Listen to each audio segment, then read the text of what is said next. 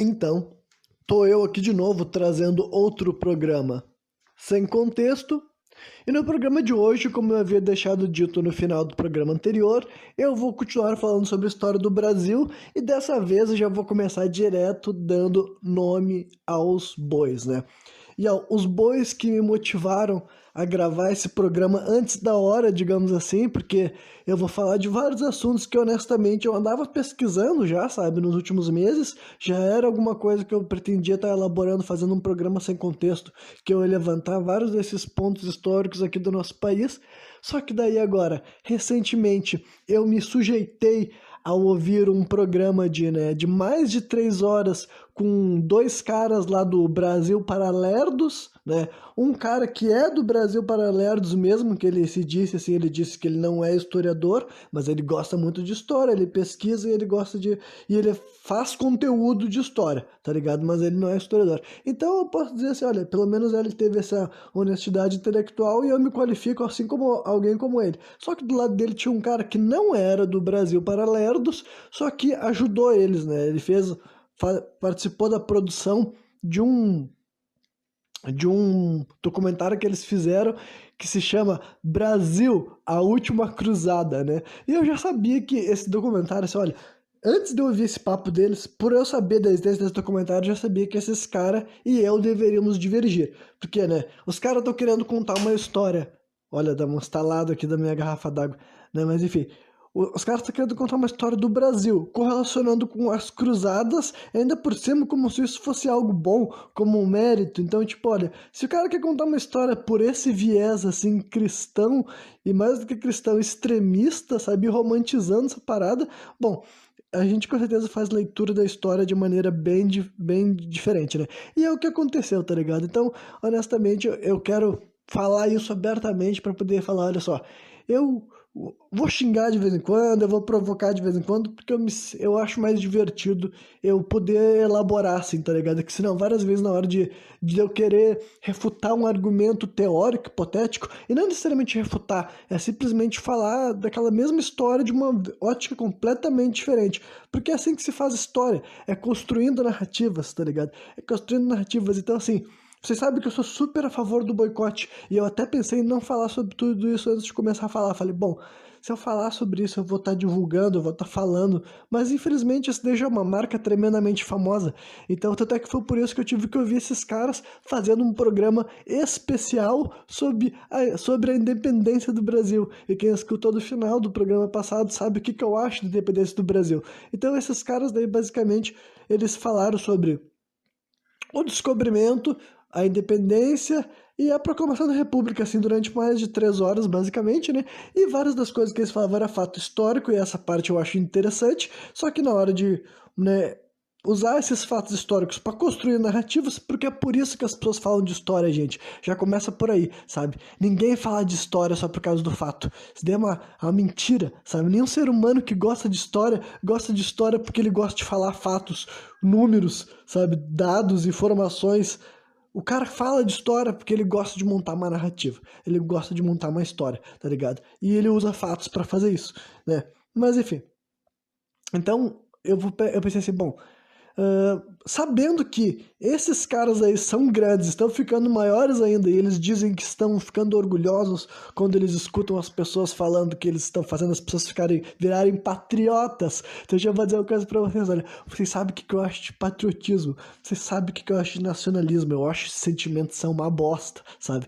O meu segundo programa eu já falo sobre isso de uma maneira muito mais contida, educada, polida, articulo bem. A primeira vez que eu falo sobre esse assunto, vai lá ouvir esse contexto número 2, se tu quer ter uma introdução na razão pela qual eu sou antinacionalista. Só que, em última instância, é porque eu acredito sim que nacionalismo é uma forma de controle, de manipulação, e não é um sentimento que ter é algo bom, sabe? Porque quando tu é nacionalista, quando tu é patriota, tu defende o interesse do governo, sabe? É isso que um nacionalista é isso que um patriota é, alguém que defende o interesse do governo. E esses caras deixou evidente que, tipo assim, na hora que eles estavam fazendo os vieses deles, eles sempre deixavam claro que nós somos as decisões dos nossos governantes. E eu já disse isso mais de uma vez. Tipo, eu não sei se eu já falei isso, na verdade, mas agora eu vou falar com todas as letras.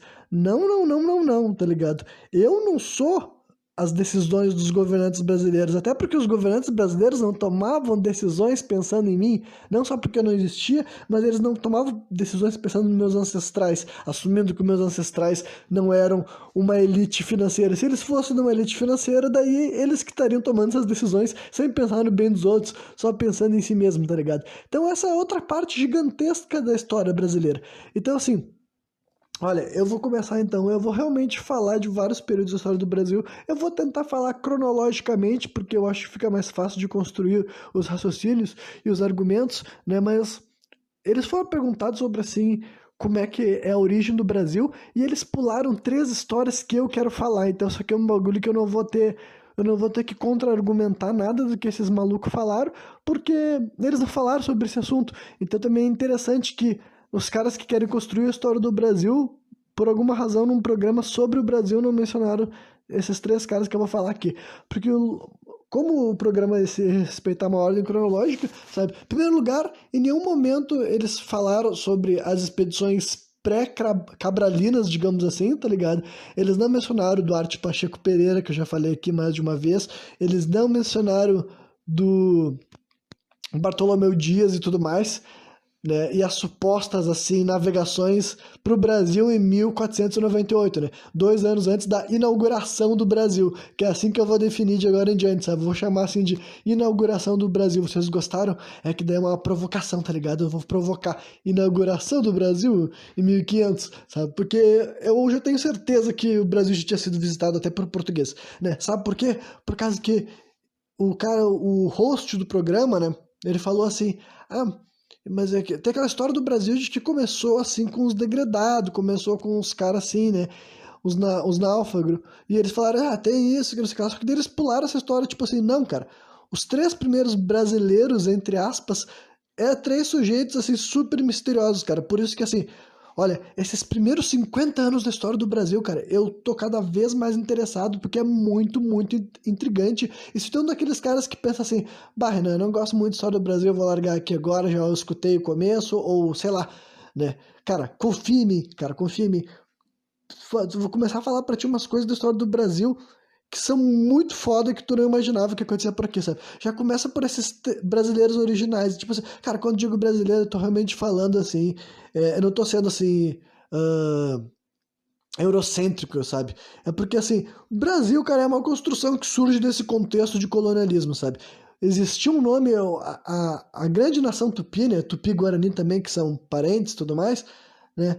Eles chamavam essa terra aqui de Pindorama, né? Que eu ainda não sei muito bem sobre a história, a origem. Um dia que eu entender mais sobre essas coisas, eu vou falar com mais propriedade, talvez, sabe? Só que assim, era o nome que eles se identificavam essa terra, assim, Pindorama. Então, o Brasil, essa identidade. Quando a gente fala esse termo, cara, é um negócio que surge a partir desse contexto de colonialismo, tá ligado? Então, assim, os primeiros caras daí, sabe? Quando as pessoas perguntam quem seria o primeiro brasileiro, entendeu? Os caras que caem nessa régua daí, 3 caras que são muito interessantes, sabe? É o Bacharel de Cananéia, né? O tal de João Ramalho e o Caramuru, né? Eu vou falar um pouco desses 3 caras, assim, nesse programa, porque, assim, por causa da ordem cronológica, sabe? Quem é esse Bacharel de Cananéia, cara?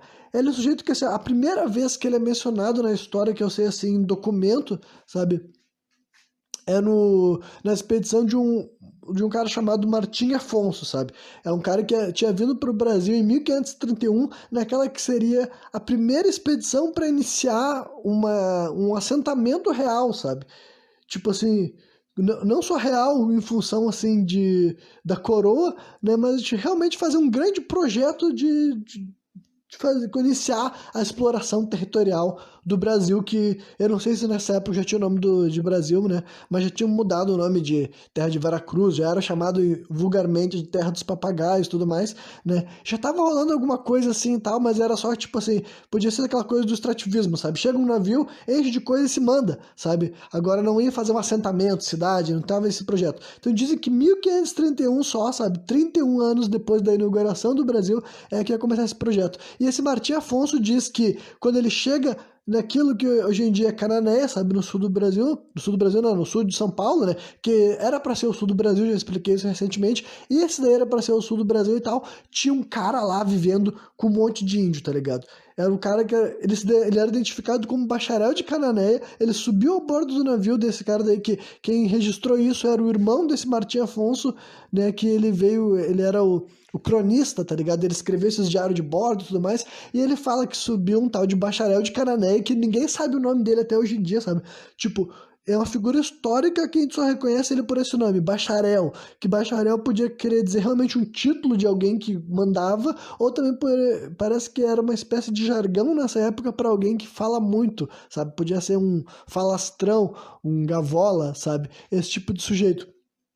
Alguém que conta a vantagem, né? Mas enfim, ele falado que é o bacharel de Canané, sobe a bordo e quando perguntado, sabe, desde quando ele estava no Brasil, ele disse que estava aqui há mais de 30 anos. Então, para uma matemática básica, cara, isso é 1531. Se ele está há mais de 30 anos, quando que ele chegou aqui no Brasil?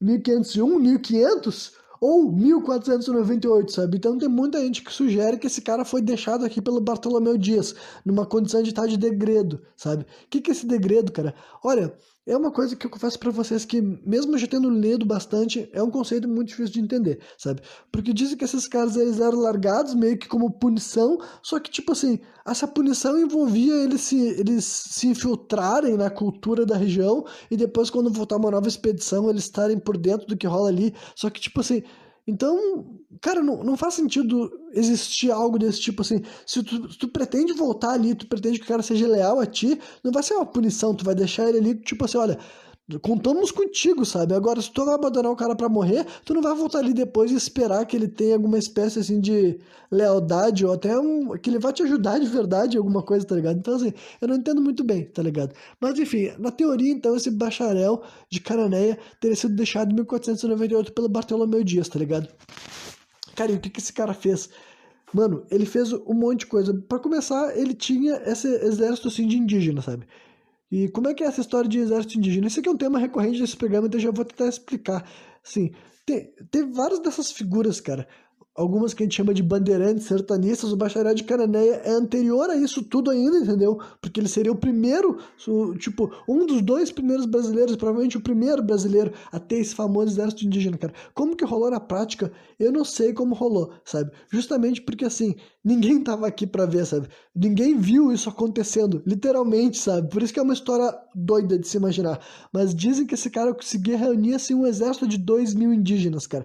E daí, cara, quando que esse cara chegou aqui? Como que ele aprendeu a se comunicar com os indígenas? Por que que os indígenas obedeciam a ele? É que, tipo assim, esses índios eram chamados índios escravos dele, sabe? Era chamado de escravos desse cara. Só que, assim, não é como se a gente tivesse encontrado um livro desse cara escrevendo como é que era a relação dele com os índios, sabe? A gente nunca encontrou uma informação dessa, a gente não sabe muita coisa, a gente só sabe a informação das pessoas que viram esse maluco daí dizer que ele tinha um exército de 2.000 escravos. Então, tipo assim, eu posso entender esses índios que lutavam pelo bacharel de Canané como escravos dele também, só que assim, como esse é um fenômeno que a gente vai ver reproduzido aqui, né, tipo, nas histórias que eu vou contar aqui, eu já vou deixar bem claro que eu acredito, cara, que é uma escravidão que me lembra muito, assim, um contexto, assim, bárbaro, histórico da humanidade mesmo, sabe? Que é essa ideia de um líder guerreiro arregimentar um grande grupo e atacar outros grupos e saquear e destruir, tomar posses também, cara, isso daí é tão antigo quanto a história da humanidade, tá ligado?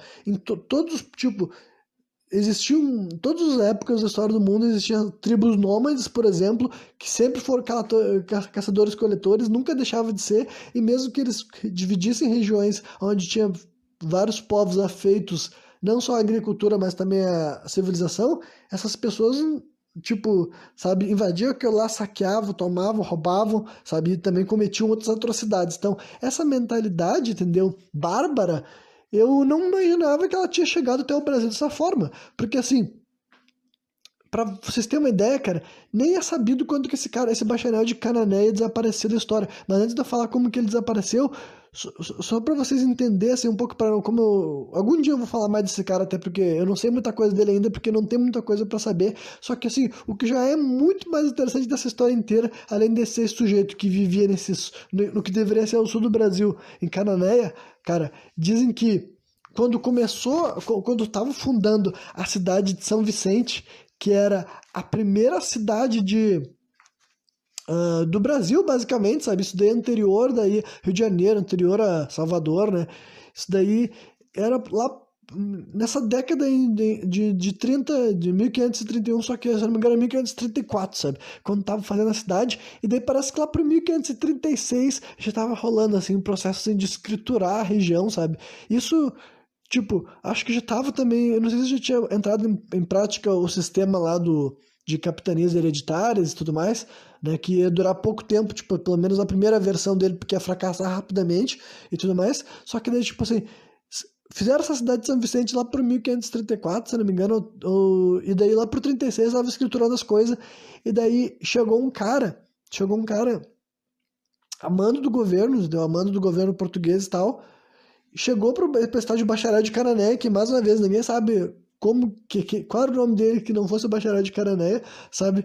E daí falassem para ele, olha só, tu, né, vai ter que sair daqui, tu vai ter que receber uma região, uma pedaço de terra igual a de todo mundo, entendeu? Falaram assim pra ele assim, ó, falaram um bagulho desse tipo, e se tu não, né, pegar e desocupar essas terras e tudo mais, daqui a 2 semanas a gente volta aqui e tomamos em nome do rei, tá ligado? Mandaram esse daí pro cara. E daí, mano, falaram que daí primeiro ele atacou um navio francês que tava passando ali na hora, porque nessa época daí já tava rolando daí exploração de francês e tudo mais. Eu não sei quando que ia chegar o holandês aqui no Brasil também, sabe? Né? Porque teve tudo isso também durante esse período. Só que daí, a moral da história é que esse cara daí tinha descido 2 franceses do navio para fazer alguma coisa lá na região ali e tal, e tudo mais. Aí ele e os índios dele capturaram esses caras e depois, tipo, chegaram assim de tocaia e aproveitaram esses caras que eles tinham basicamente como refém, sabe? Pra entrar a bordo do navio, saquear o navio e roubaram daí tanques, não, né? Canhões, isso que eu queria ter dito. Roubaram canhões e tudo mais. E falaram que o cara se preparou pra quando fosse os caras lá e pegar ele, sabe? E nem era tanta gente assim, pra começar, falaram que eram uns 90 e poucos caras, todos armados e tudo mais, mas, mano, se esse bacharel de Carané tinha um exército de 2.000 pessoas, mesmo que a maioria deles não tivesse arma de fogo, imagina que o bacharel tinha, e talvez alguns homens de confiança dele assim tinha, mas aí os outros deviam estar armados com arco e flecha, por exemplo, ainda assim, sabe? Mas enfim, só que daí, moral da história, cara, é que eles já foram ferrados já. Assim que eles chegaram lá, já foram ferrados com bala de canhão e tudo mais. E os depois foram, eu sei que mataram quase todo mundo que fizeram essa ofensiva, só que não foi só isso, cara. Daí depois que eles botaram, né, esses caras que estavam indo representar assim, o governo, digamos assim, lá, ele pegou e ele foi até essa cidade de São Vicente, que era uma cidade assim que abrigava ao todo umas 200 pessoas, sabe? Só que já tinha morrido basicamente umas 80, né, nessa ofensiva. Então, basicamente, tinha quase nenhuma dessas pessoas que estavam aí era para se defender e eles acabaram com a cidade, cara. Eles acabaram, eles literalmente destruíram, queimaram a igreja, queimaram tipo, não era um grande povoado, tá ligado? Pensa isso, era um bagulho medieval, tá ligado?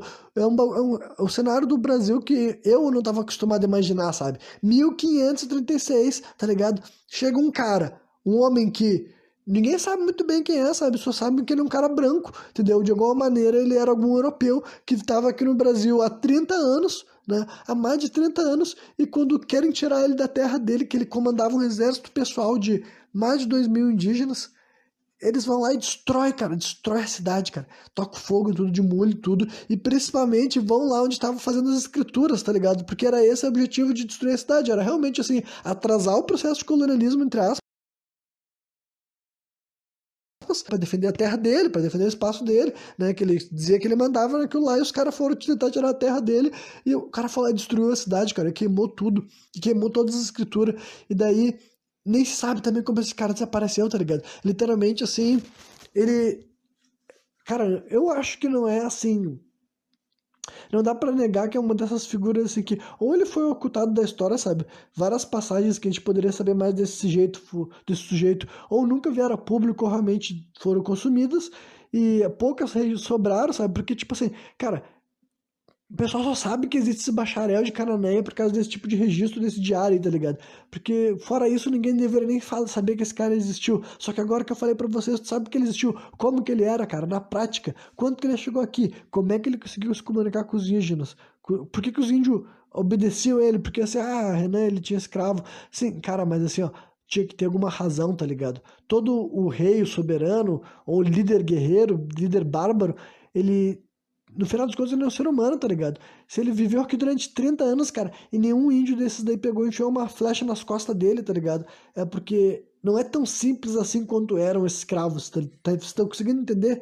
Eu não tô querendo romantizar, eu tô querendo fazer o contrário de romantizar. É tentar entender que como que um homem branco europeu chegou aqui no Brasil em 1498, mais ou menos, e se tornou o líder de um exército, cara, que, pra vocês terem uma ideia, nem é atribuído como foi o fim dele, tá ligado? Nem se fala sobre esse assunto. Então, é bem provável dizer que esse cara, provavelmente ele morreu, tipo assim, sozinho, e depois que ele morreu, que tentaram se expandir para as terras dele, sabe? Basicamente o governo nunca mais mexeu com esse cara, sabe? Basicamente é o que te imagina que aconteceu. Ou talvez tenha tido uma incursão militar maior que foram lá matar ele. Não sei também, sabe? Mas aqui não se fala mais desse jeito. Então, assim, esse bacharel de Carané, cara, chegou aqui no Brasil provavelmente antes da inauguração do Brasil com o Pedro Álvares Cabral e viveu até depois de 1537, mais ou menos, mas não tenho data exata de quando ele morreu. Então esse é um dos primeiros brasileiros que existiram, cara. E perto dele, cara, perto dele existiu o tal de João Ramalho,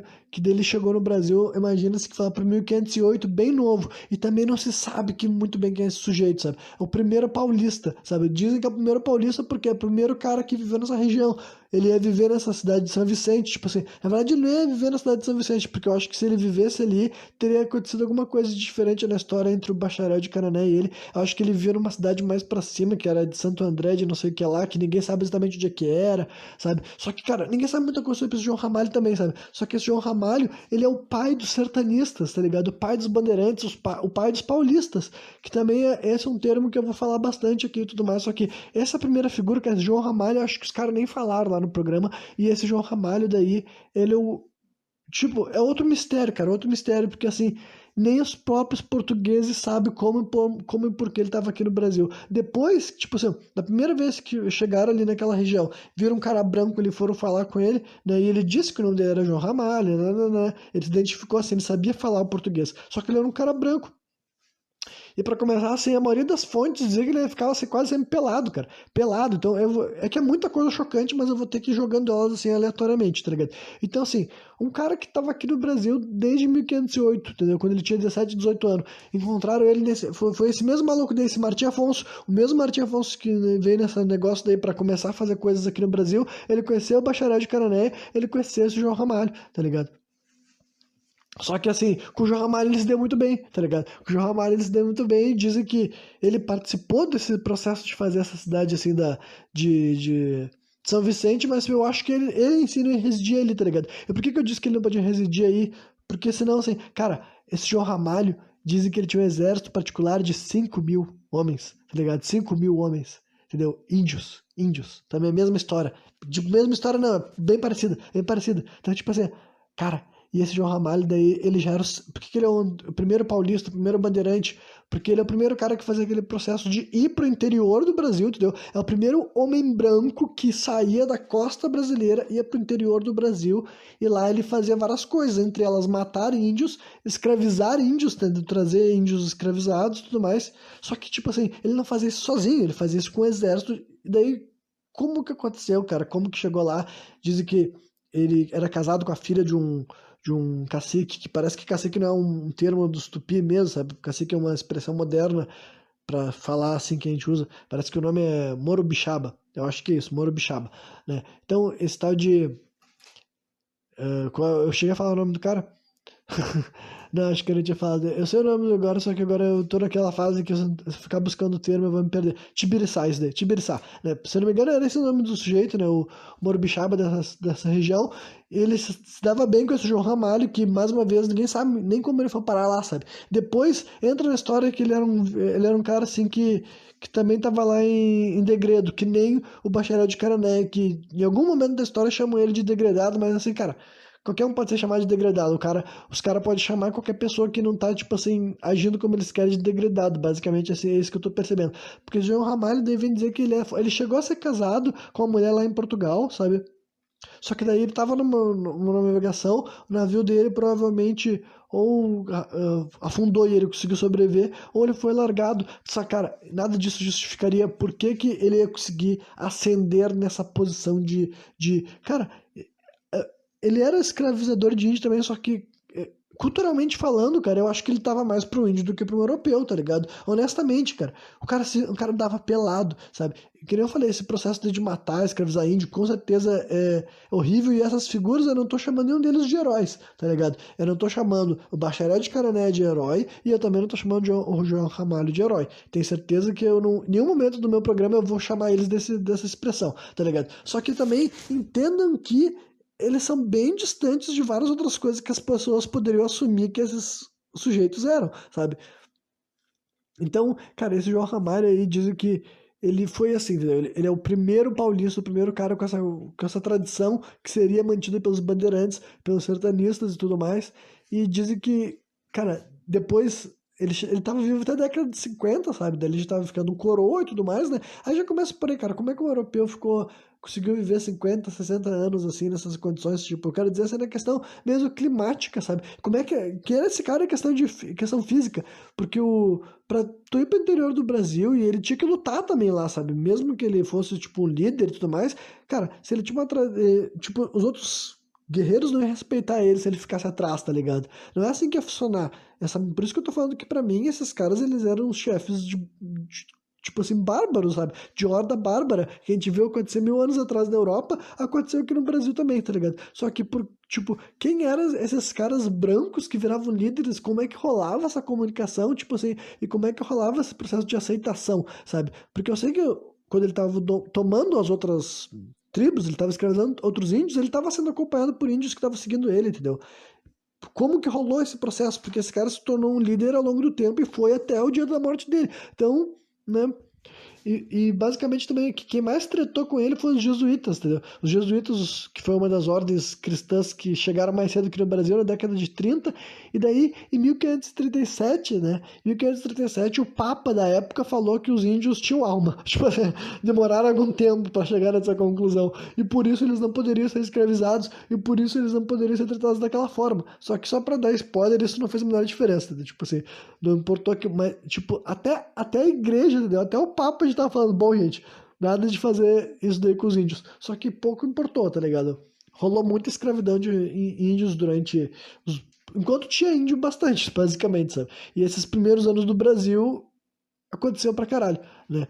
Começou a acontecer, no caso, e ia acontecer daí durante séculos, né? Só que então, cara, tinha esse sujeito daí que daí, na década de 50, chegou o cara que foi o primeiro governador geral do Brasil, entendeu? Dá pra chamar o primeiro presidente do Brasil, digamos assim, né? Que Tomé de Souza é o nome do cara. Né? Esse daí foi na década de 50 desse mesmo século, sabe? Século XVI ainda, né?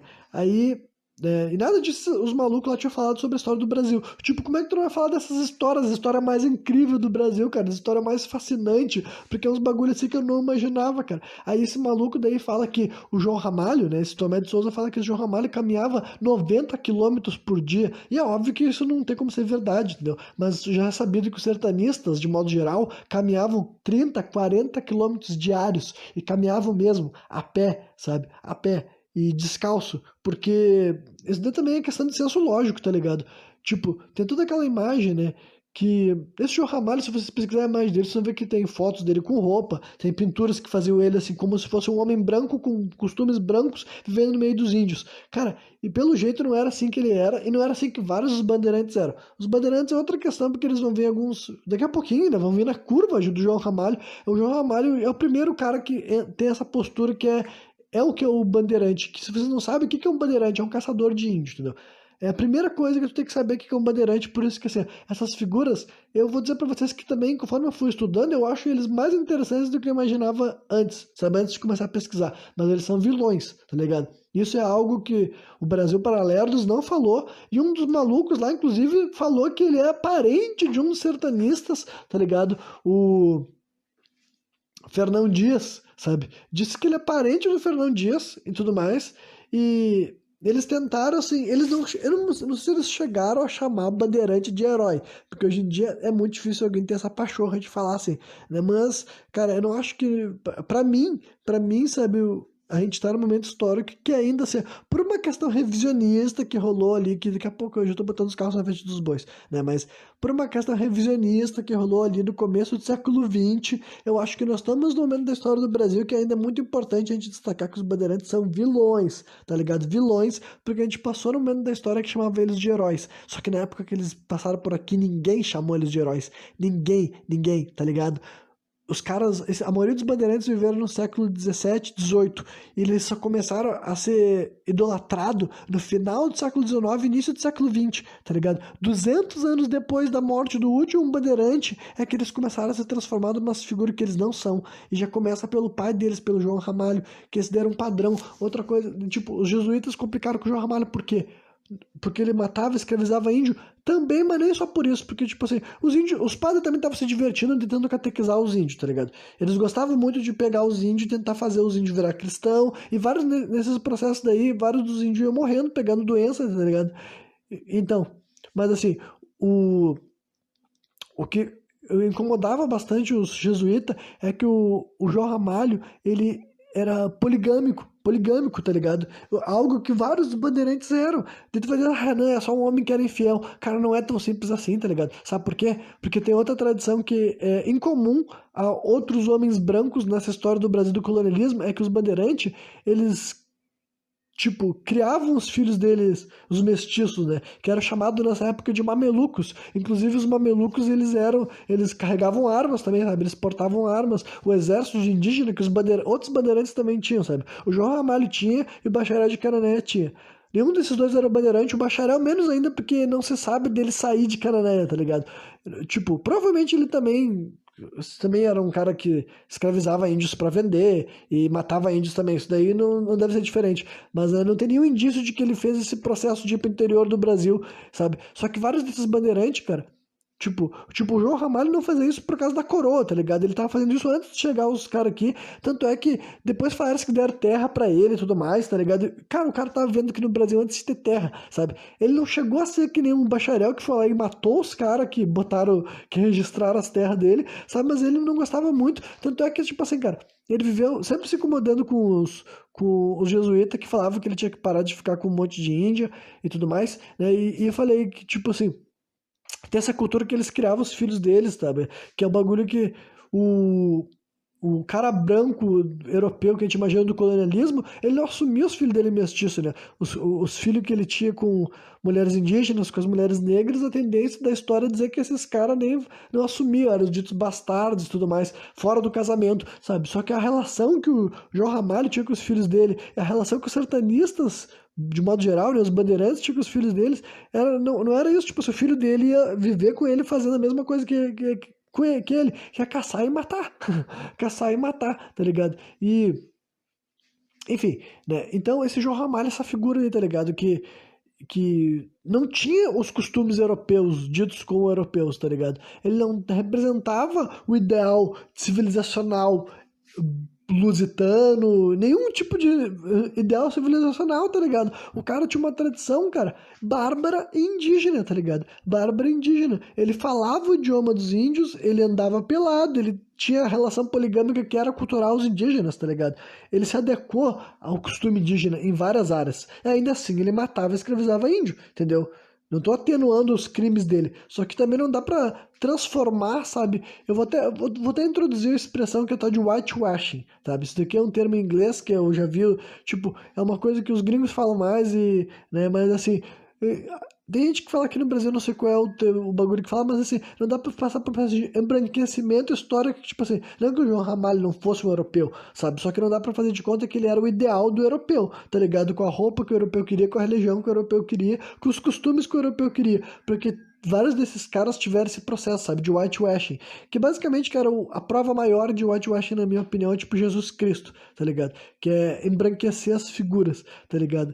Eu não sei como é que Jesus Cristo era, mas é bem provável, cara, que ele não era um homem branco, tipo, com aquele tom de pele bem claro, de cabelos loiros e olhos azuis, tá ligado? Eu não vivi aqui, eu não enxerguei ele, quem sabe ele era assim, sabe? Se o cara foi avatar de Deus, quem sabe ele tem a aparência que ele quiser, quem sabe ele era verde, quem sabe ele era azul, aí eu não sei, tá ligado? Mas assim, intuitivamente, cara, parece inconcebível um homem branco de olhos azuis e loiro, nascendo lá onde ele nasceu, em Nazaré, tá ligado? Então, tipo assim, né, como, se ele era branco, se ele era aquele dito de moreno, mulato, né, negro de pele clara, ou, enfim, qual era o tom de pele de Jesus Cristo, eu não sei, tá ligado? Mas, assim, é uma figura que ele passou pelo processo de whitewashing, tá ligado? A gente foi embranquecendo tanto essas figuras que quando a gente imagina eles, eles são uma coisa que não poderia ser mais distante da realidade. E esse João Ramalho entra bastante nisso, tá ligado? Tanto é que no final da vida dele dizem que ele foi viver no meio do mato de novo, que ele estava assim, tá, já ajudei vocês a fazer as coisas que vocês queriam aqui,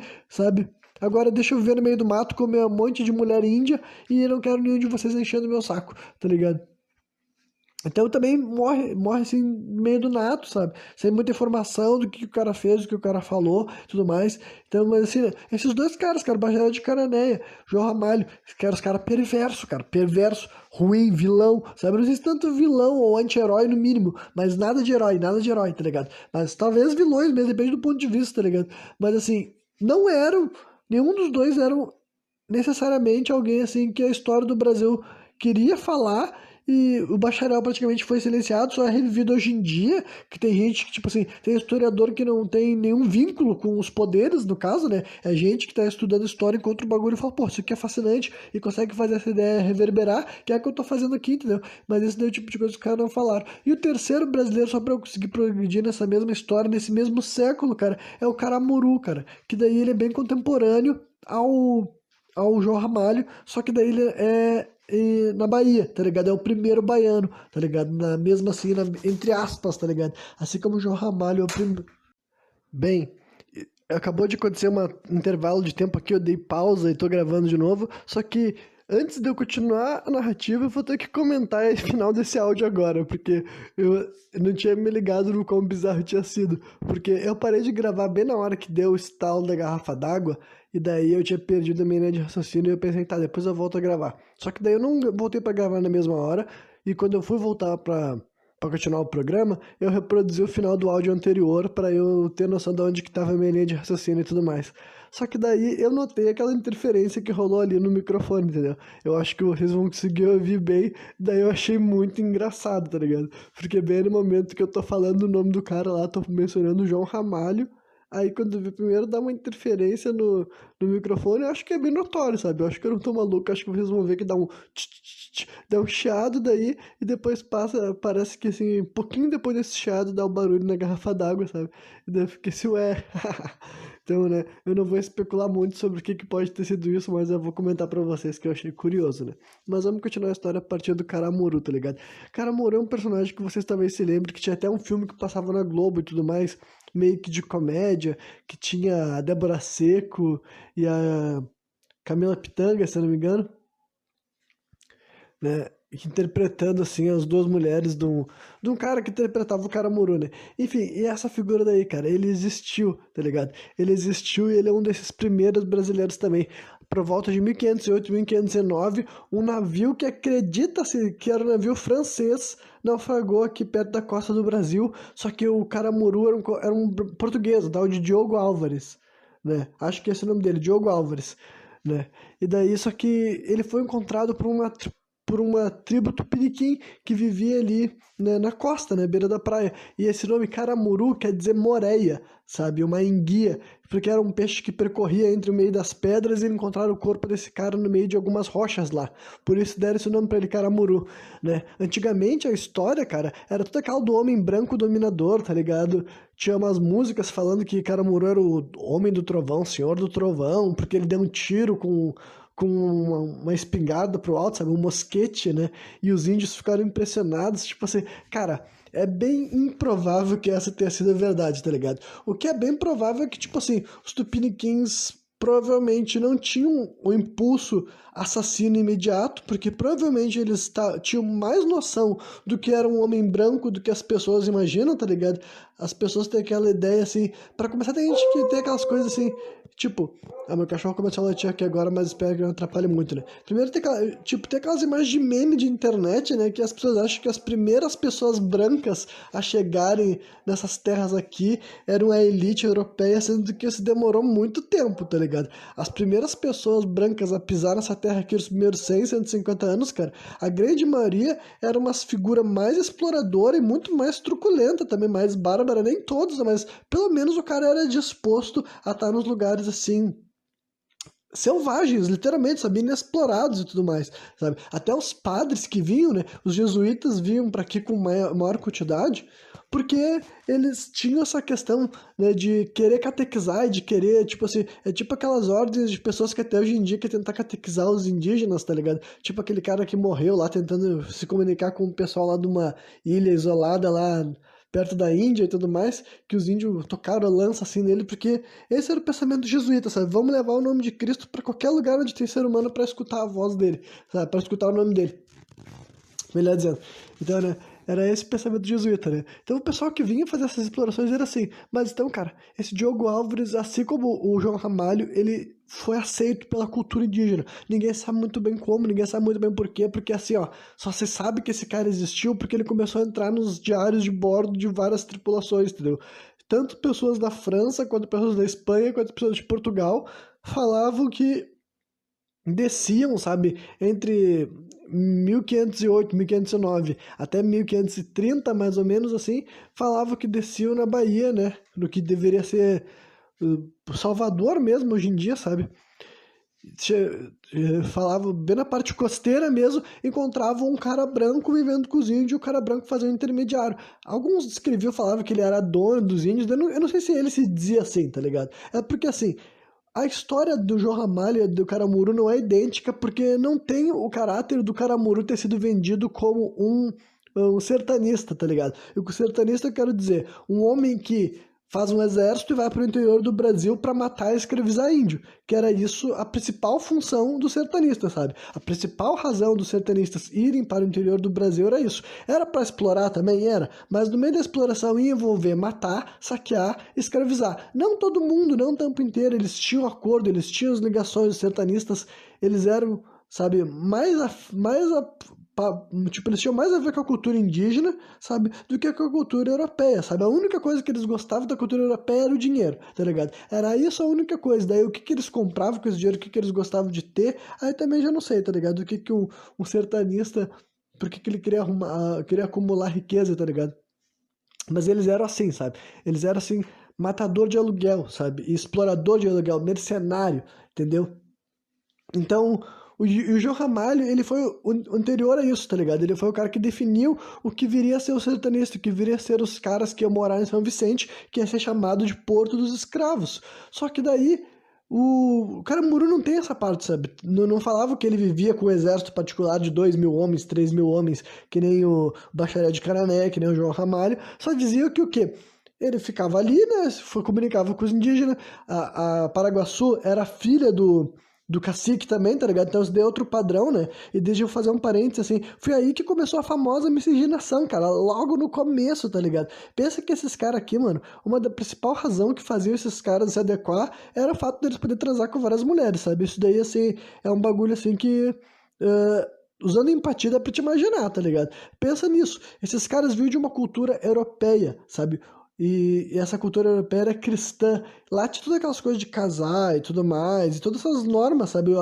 A poligamia era um negócio indígena. Então vários desses caras adoravam essa nova cultura poligâmica, sabe? Pra eles, assim, poder transar com 7, 8, 9 mulheres e ter vários filhos. E aí, que nem eu falei, cara, começou essa famosa miscigenação, sabe? Foi aí nesse primeiro momento que começou, por isso que o Brasil tem essa história maluca, sabe? Por isso que aqui no Brasil dizem que é o povo mais miscigenado, que hoje em dia a gente fala que existem mais negros do que brancos no Brasil, porque a gente tá chamando de negros uma grande vastidão de pessoas que têm DNA africano, mas o DNA africano e tanto o DNA branco também já vem com o DNA indígena também, tá ligado? Porque assim, cara, já começou antes, literalmente antes de quase tudo chegar aqui no Brasil, já tava rolando miscigenação, tá ligado? Antes das ordens cristãs chegar aqui, antes da política chegar aqui, antes da escravidão de povos africanos chegar aqui, sabe? Antes de várias dessas coisas chegarem aqui, já tinha começado essa miscigenação a partir de todos esses caras que todos eles eram descritos assim, como adeptos da cultura indígena, da poligamia, e todos eles tinham casado com filhos de,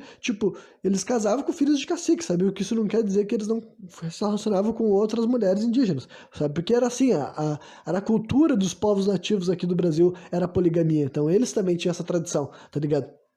Aquela história que dizem que até os caras que eram capturados e depois seriam comidos no ritual antropofágico, até os caras que passavam por esse processo, antes deles serem mortos, eles eram muito bem tratados porque eles eram, tipo, parentes, tá ligado? O cara, antes de ser comido pela tribo, podia ficar ali, podia transar com as mulheres ali, e se ele se alimentava, ele fazia parte de um. Tipo, ele ficava uma semana vivendo uma vida como se ele fosse um membro daquela tribo antes de ser morto e devorado, tá ligado? Então, assim, cara, era outra coisa. Realmente, assim, é avançado, sabe? Não, sem exagero. Não é a simplificação de povos bárbaros, entendeu? Que os europeus chamavam os índios de bárbaros, mas os europeus, cara, já estavam chamando outros europeus de bárbaro há muito tempo, tá ligado? Isso não dá pra dizer que, assim, é um racismo por causa da cor de pele, sabe? Isso daí é uma inverdade histórica, né? Quem vai pra esse lado. Muito antes dos europeus conhecer os índios daqui, sabe? Eles já estavam falando a mesma coisa de todo mundo que vivia lá na Europa e não vivia dentro das cidades, tá ligado? Todas as tribos nômades, bárbaras, né? Tanto os povos celtas, os vikings, né? Os nórdicos e tudo mais, e todas aquelas dezenas de denominações que é difícil demais decorar todas elas, né? Todos esses já eram chamados de bárbaros, bárbaros, bárbaros, e eles foram caçados, extintos e escravizados. Só que já tinha acabado isso na Europa, de tanto que eles fizeram isso lá, sabe, durante 1000 anos praticamente, e vieram aqui pro Brasil. Só que aqui não tinha nem chegado essa etapa ainda, sabe? Não tinha nem visto essas pessoas com esses costumes portugueses ainda. Esses três primeiros brasileiros, cara, eles eram completamente diferentes do que a gente podia imaginar, sabe? Por isso que eu disse, ó, umas histórias fantásticas, fascinantes que eu não imaginava. Tipo, até essa história do Caramuru eu não sabia que era verdade. Dizem que ele casou na França, sabe? Um cara que teve aqui no Brasil, levou ele, tipo, um europeu no caso, né? Levou ele no navio lá pra França.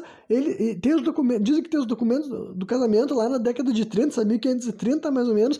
Ele casou com a Paraguaçu lá, o nome dela lá era Catarina Paraguaçu, né? Botaram esse nome nela assim, Catarina. Parece que Catarina era o nome da mulher do cara que tinha levado eles nessa viagem pra lá, sabe? Porque eu esqueci o nome do dono do navio, ou o capitão do navio, melhor dizendo, né? E daí eles casaram lá, mas voltaram pro Brasil pra ver como eles eram adeptos, né? E essa daí é outra coisa assim, cara, olha. Eu sempre me imaginei como uma espécie assim, até nos dias de hoje, sabe?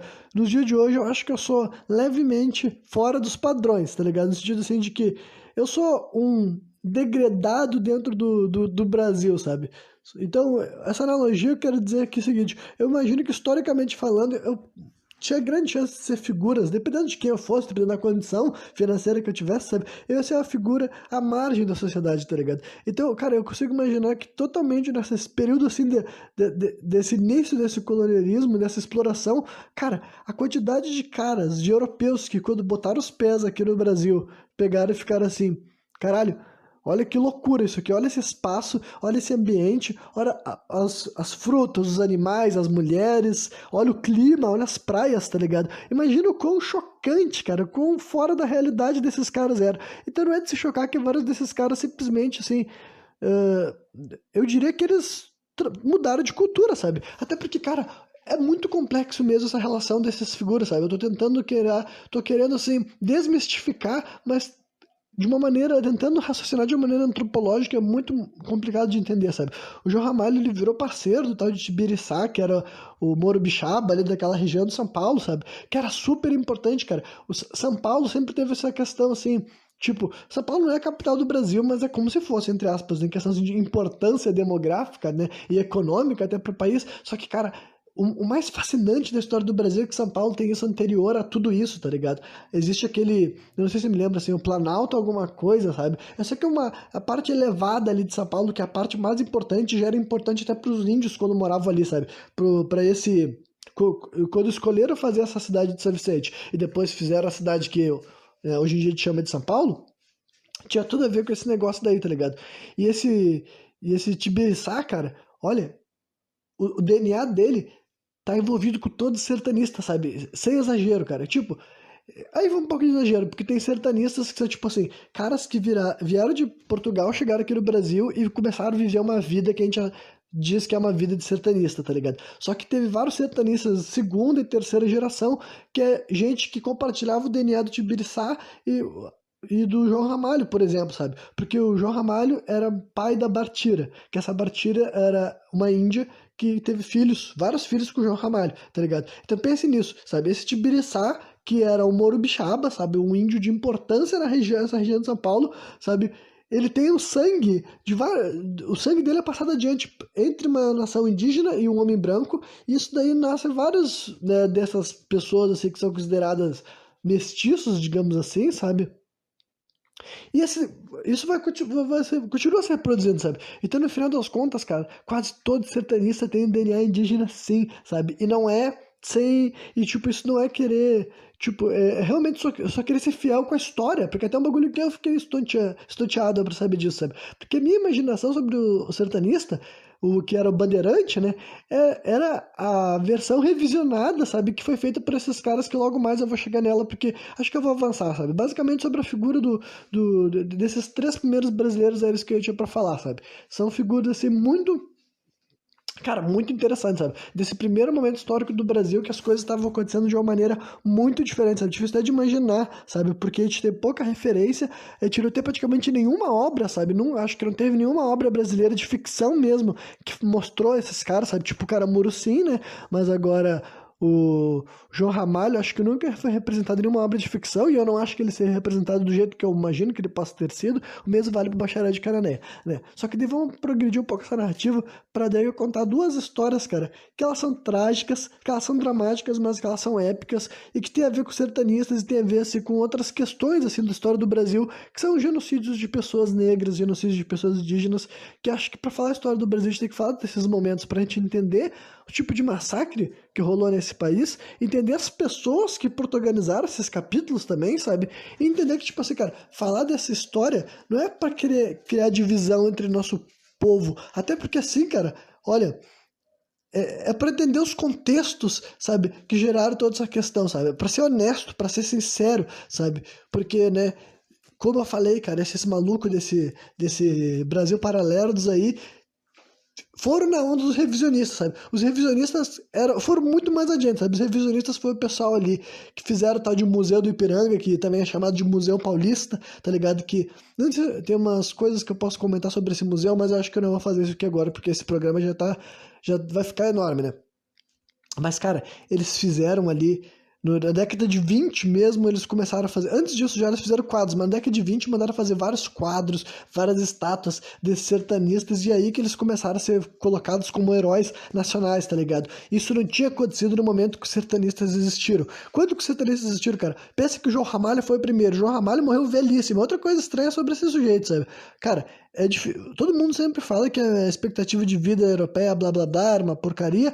O João Ramalho morreu com mais de 80 anos, cara. 80 anos. Pensa nisso. Um cara que supostamente nasceu na Europa, chegou aqui no Brasil com 17, 18 anos, viveu a vida inteira aqui, matou um monte de índio, escravizou um monte de índio, transou com um monte de índio, falava como índio, vivia como índio, se alimentava como índio, andava para um lado e para o outro, sabe? 40, 50, supostamente 90 quilômetros por dia, o cara passou por todas as coisas, tipo, você tá aí, e cadê aquela história de doença, cadê aquela história de animal? Não que isso não existia, cara, só que só pra dizer uma coisa, ou tem alguma coisa nessa história desse sujeito que a gente ainda não sabe, no caso várias, provavelmente, ou também, né, no mínimo esse cara, ele, tipo, geneticamente falando, ele não era um ser humano padrão, tá ligado? Porque viveu bastante, conseguiu passar por todas essas aventuras vivo, e no final morreu, né, de causas naturais, né, como eu falei, ele saiu da vida ainda urbana, voltou para meio do mato, sabe? Daí ele morreu lá pro 1500 e 80 e poucos. Nisso já tava acontecendo as bandeiras, mesmo que ilegal praticamente, tá ligado? Porque pense nisso, ó, em 1537, tá ligado? Foi quando a igreja falou, olha só, índio tem alma, para de matar. Isso quando eu digo igreja lá, o Vaticano, sabe? O Vaticano mesmo lá, o Papa falou, olha, é assim, ó, não pode matar, não pode escravizar índio, eles têm que ser cristianizados, sabe? Tem que catequizar os índios, não pode matar e escravizar, sabe? Tem que catequizar. E claro que nesse processo de catequizagem estava matando um monte de índios, sabe? Fazendo esse processo assim de querer reunir eles para viver, para botar roupa neles. Muitos pegavam doenças nesse meio do caminho, sabe? E morriam nesse processo. Só que daí, cara, as bandeiras já começaram a rolar tipo, nessa fase aí, tá ligado? Quando o João Ramalho não tava vivendo, já começou a existir daí. outros portugueses que iam chegando aqui no Brasil conforme ia tendo mais assim mais embarcações para cá, cara, e quem vinha para cá nesse período, cara, geralmente era só os chefes, né, os caras que iam tentar fazer as capitanias hereditárias e os outros vários malucos que estavam fudidos lá na Europa e vinham pra cá tentar a sorte aqui, tá ligado? Porque lá tava fudido, aqui também podia estar fudido, né? Pouco, tipo, as histórias que eu chegando lá, imagina as aventuras que as pessoas vinham aqui no Brasil, então imagina o tipo de maluco que tava sujeito a vir parar aqui no Brasil, tá ligado? E também tem aquela coisa que isso daí é um fenômeno de imigração que envolve até hoje em dia, assim, que, tipo assim, geralmente são homens, né? Homens solteiros que estão mais sujeitos a ir nesse tipo de viagem, tá ligado? Em vez de ser uma mulher ou uma família já. Embora também tenha de outros períodos, mas falando nesse primeiro momento, sabe? Quem vinha para o Brasil nesse primeiro momento, sabe? E muito assim era esse tipo de cara que virava esse tal sertanista, tá ligado? Eles falavam, ah, tá bom, a gente vai andar pro interior, descobrir o que tem lá, porque praticamente ninguém ia, tá ligado? Gente da realeza, ou gente, pra começar, nem vem gente da realeza, né? Foi em 31 veio esse Martim Afonso, depois na década de 50 veio o Tomé de Souza, que foi o primeiro governador, sabe? Acho que são esses os nomes desses caras, né? Daí na década de 50, né? Então, mas nesse momento já começou, já tinha essas bandeiras, já pegavam escravos, vendiam para outras pessoas que chegavam. Muitos índios voltavam como escravos pra Europa, assim, tá ligado? É outra coisa. Pense nisso, tá ligado? Esses caras que chegavam aqui, esses malucos que viraram sertanistas, eles eram europeus. Grande maioria português, mas não necessariamente, tá ligado? Né? Daí, uh, tipo, depois que eles traziam eles pegavam os índios para o interior do Brasil e traziam para a costa, depois eles vendiam, sabe? Eles vendiam para várias embarcações que passavam pela costa no Brasil nessa época e tudo mais, né? Porque não tinha muita coisa, esses escravos não eram tanto para ficar aqui, entendeu? Tirando os próprios que ficavam com ele para ser os exércitos dele, blá blá blá, né? Tinha os outros que eram vendidos e tudo mais. E esses daí que eram do exército deles também eram das tribos aliadas, sabe? Tinha relação, era um negócio assim complexo, entendeu? Não era assim. É bem difícil de explicar, é mais difícil ainda de entender, tá ligado? Mas entendo que, cara, isso funcionava por várias etapas, sabe? Gradualmente. Só que então, cara, começa a surgir esses sertanistas, tá ligado? E daí, olha, eles vão protagonizar várias histórias horrorosas, né? Principalmente, cara, quando começa a existir os sertanistas de segunda geração, de terceira geração. O que que é isso, cara? É gente que, tipo assim, o guri viu o pai dele sendo sertanista e eles eram levados para as bandeiras, tá ligado? Era um negócio que começava muito cedo, sabe? Vários desses, vários desses portugueses levavam, tipo assim, praticamente todos os filhos homens dele levavam para as bandeiras. Então, cara, esses caras que já cresciam desde pequeno com essa vivência, tu imagina o tipo de mentalidade que o cara tinha, tá ligado? O cara tava acostumado com 10, 11, 12 anos, e se ele não morresse, se ele virasse um homem adulto, imagina a psique que tinha um cara desses, tá ligado? Aí começou a ter esse sertanejo de segunda geração e de terceira geração, que fizeram alguns dos casos mais malucos do Brasil, que rolaram, bem dizer, no século seguinte. Que são duas histórias distintas, que eu vou falar das duas meio que em paralelo praticamente, tá ligado? Uma aqui no sul do Brasil e outra no norte, né? Que a que se passa aqui no sul do Brasil são aquela que a gente chama de missões guaranis, né? Ou reduções jesuíticas, né? Essa aqui é uma história muito legal, cara, que por ser gaúcho, eu ouvia mais ou menos aquela história assim de São Miguel das Missões, essas cidades assim, entendeu? E eu sabia mais ou menos que tinha alguma coisa ali e tal, porque tinha um sítio arqueológico, mas eu nunca soube mais ou menos o que que era. Cara, recentemente eu descobri mais aprofundadamente o que que é isso, descobri que rolou em duas etapas e eu fiquei assim chocado, cara, chocado, chocado, é uma história assim incrível, incrível, incrível, fascinante, tá ligado? E a história que é do norte é do quê? É a história do Quilombo dos Palmares, cara, que é outra história que, assim, a Quilombo dos Palmares eu sabia mais, tipo, se não que eu sabia mais do que tinha acontecido, mas é um nome que eu ouço desde a minha infância, me lembro nitidamente do termo Quilombo dos Palmares, me lembro do nome de Zumbi, né, Dia da Consciência Negra tá chegando aí dia, né, 20 de novembro, né, então amanhã, né, com relação ao meu horário que eu tô gravando aqui esse programa e tudo mais, então, assim, mas agora, esse negócio assim dessas missões guaranis, cara, mano, eu vou até tentar explicar, né? Mais uma vez eu não sou especialista, mas eu tô querendo traduzir um pouco dessa história pra vocês entenderem porque elas são fascinantes, entender também o lado trágico disso e entender por que que tratar sertanista como herói, sabe, ou como alguém que a gente tem alguma dívida, e mais do que isso, cara, pra mim chega a ser ofensivo, entendeu? Mas pra vocês entenderem isso tem que contar as histórias que eles protagonizaram, tá ligado? Mas assim, cara, essas reduções, cara, eram um sonho dos padres jesuítas desde quando chegou o primeiro padre aqui no Brasil, que é o tal de Manuel de Nóbrega, sabe? Esse Manuel de Nóbrega foi o cara que rezou a primeira missa no Brasil, lá em São Paulo, que tem até quadro, né, essa parada inteira. E daí esse Manuel de Nóbrega já fracassou tentando catequizar vários índios, sabe? Muitos, né, não eram catequizados porque eles eram de costumes mais assim, né, eles eram mais selvagens, entre aspas, sabe? Eles não seriam reduzidos, né? Já vou explicar esse termo que eu achei bem interessante, né? O quanto que eu nunca tinha entendido essa história de redução e agora faz muito mais sentido, né? Conforme eu fui pesquisar essa história toda.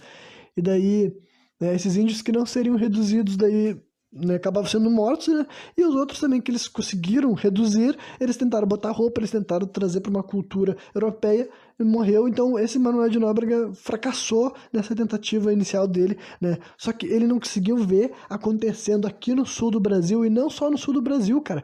A primeira etapa das reduções, cara, primeira etapa das reduções que começou ali por 1610 e foi até 1641, sabe? Essa primeira etapa das reduções começa lá no Mato Grosso do Sul, cara. No Mato Grosso do Sul, passa por todos os outros estados até chegar aqui no Rio Grande do Sul, né? Em linha reta, digamos assim. Só que depois ele se abrange daí para o Uruguai, para Argentina e para o Paraguai, sabe? Essa daí, nessa época daí, cara, se eu não me engano, chegou a existir mais de 70 reduções. O que que essas eram reduções? Reduções eram cidades, cara. Ó, que tinha esses dois nomes, sabe? Reduções jesuíticas ou missões guaranis, sabe? Que é a mesma história, sabe?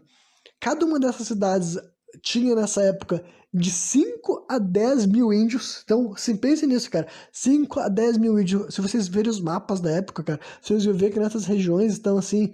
Tinha tipo, mais população indígena do que população não indígena, basicamente, tá ligado? Até porque, assim, só, dentro das próprias reduções, só morava 3, 4, no máximo 5 padres jesuítas com esses montes de índios, sabe? E daí, cara, toda aquela, tipo, e essas primeiras reduções não tem nenhuma ruína, cara, nenhuma ruína. É outra coisa que eu fiquei chocado, porque, tipo, elas também foram no mesmo molde daquelas que deixaram a ruína, né? Se vocês nunca pesquisaram, pesquisa aí, sabe?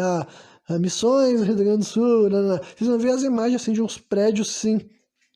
Dá pra vocês verem que ele tem um aspecto bem antigo, bem envelhecido, nada preservado, é uma verdadeira ruína, né? Ruína. Só que esses prédios, cara, são da segunda geração de reduções, né? Depois que tinham sido destruídas as primeiras, os padres tentaram mais uma vez e foram destruídos uma segunda vez, cara, num outro genocídio indígena horrível, sabe?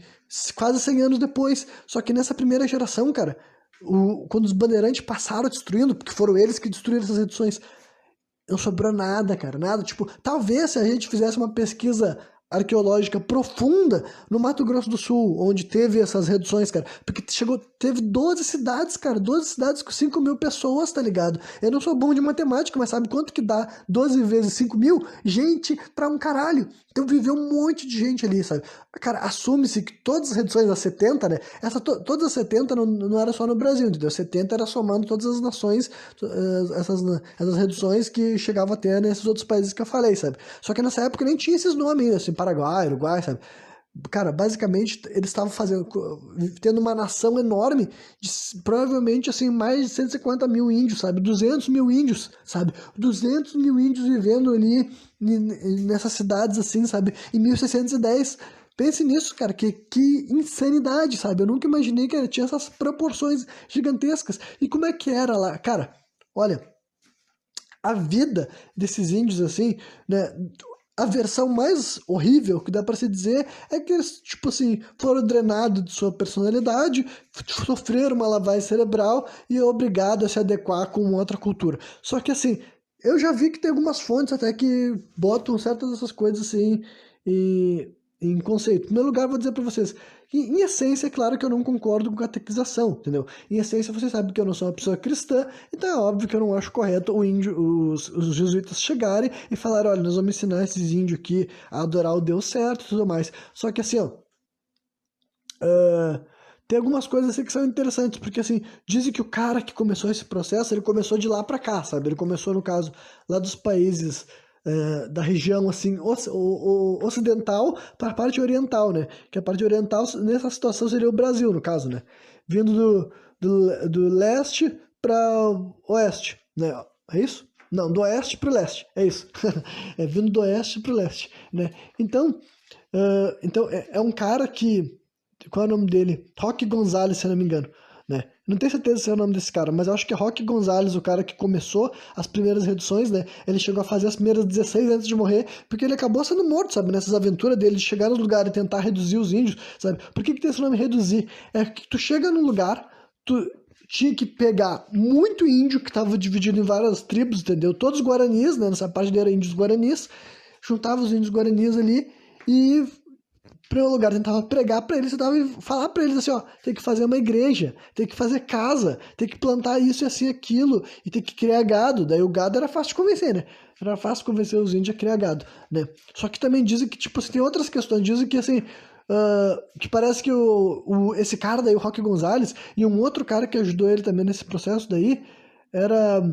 Né, eu posso estar errando, pode não sei se o nome do cara, eu posso estar, tipo, tô juntando dois padres diferentes numa figura só, sabe? Mas eu sei que um dos caras mais importantes para desse projeto, sabe? Ele é um cara que ele era linguista, arquiteto e especializado em agricultura, tá ligado? Então é por isso que ele conseguiu, né, as reduções funcionaram, existiram, né? Elas foram um sucesso, digamos assim, do ponto de vista, se aquele outro padre, Manuel de Nóbrega, tivesse visto as reduções, ele teria achado que o sonho dele se tornou realidade, entendeu? Porque assim, porra, uma cidade com 5 mil índios, com uma igreja, que eles se acordam 6 horas da manhã, eles rezam, só que o que eu ia dizer é que, tipo assim, eles continuavam falando o idioma tupi-guarani, porque esse cara, ele era linguista, e ele era, o que fez ele se apaixonar pelos índios, ele queria ajudar os índios, do jeito dele, do jeito cristão dele de fazer as coisas, ele queria ajudar os índios, ele queria ajudar os índios, que ele se apaixonou pela complexidade do idioma, achou muito rico, sabe? Então os índios aprendiam o Guarani, e aprendiam o latim também, sabe? Dizia que esses índios daí que viu nas reduções aprendiam os 3 idiomas, né? O português, não, 4 na verdade, o português, o espanhol, o latim e o guarani deles, o idioma deles, né? Eu não sei se o tupi também estava no meio.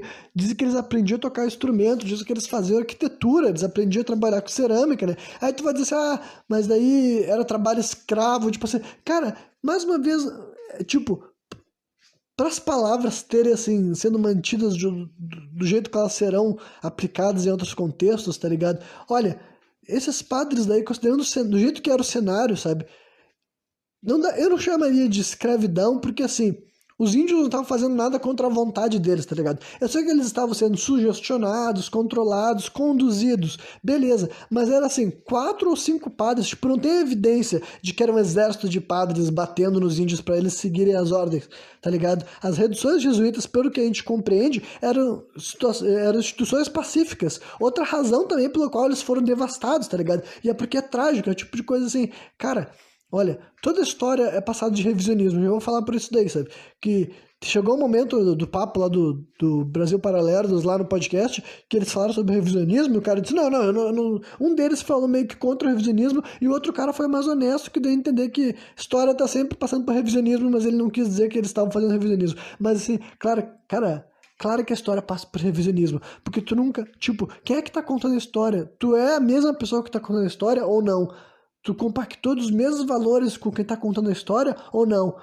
Então tu sempre tem que fazer revisionismo histórico, sempre, porque de vez em quando, tipo, tu deveria estar do lado de quem tá morto, só que quem tá morto não contou a história dele, tá ligado? Tu não viu a visão deles, tu não sabe o que os índios que estavam morrendo nessa situação achavam, os índios desarmados, caralho, então tipo assim, olha, eu já falei aqui mais de uma vez que na história não é um bagulho de heróis e vilões, mas assim, porra, existe coisa chamado piedade, existe coisa chamado, como é que é mesmo também, assim, clemência, essas palavras que nós, hoje em dia, a gente tipo assim, não pensa muito nisso porque parece que não é tu que tem que ter piedade ou clemência. Só que, cara, os sertanistas foram os caras que foram lá, devastaram um pessoal que nem arma tinha, entendeu? Porque para viver naquela circunstância, eles eram, tipo, eles não tinham armas, sabe? Eles não viviam com armas de fogo, e não que os índios fossem ter arma de fogo, sabe? Mas eu quero dizer que aquele ambiente ali não era um ambiente de...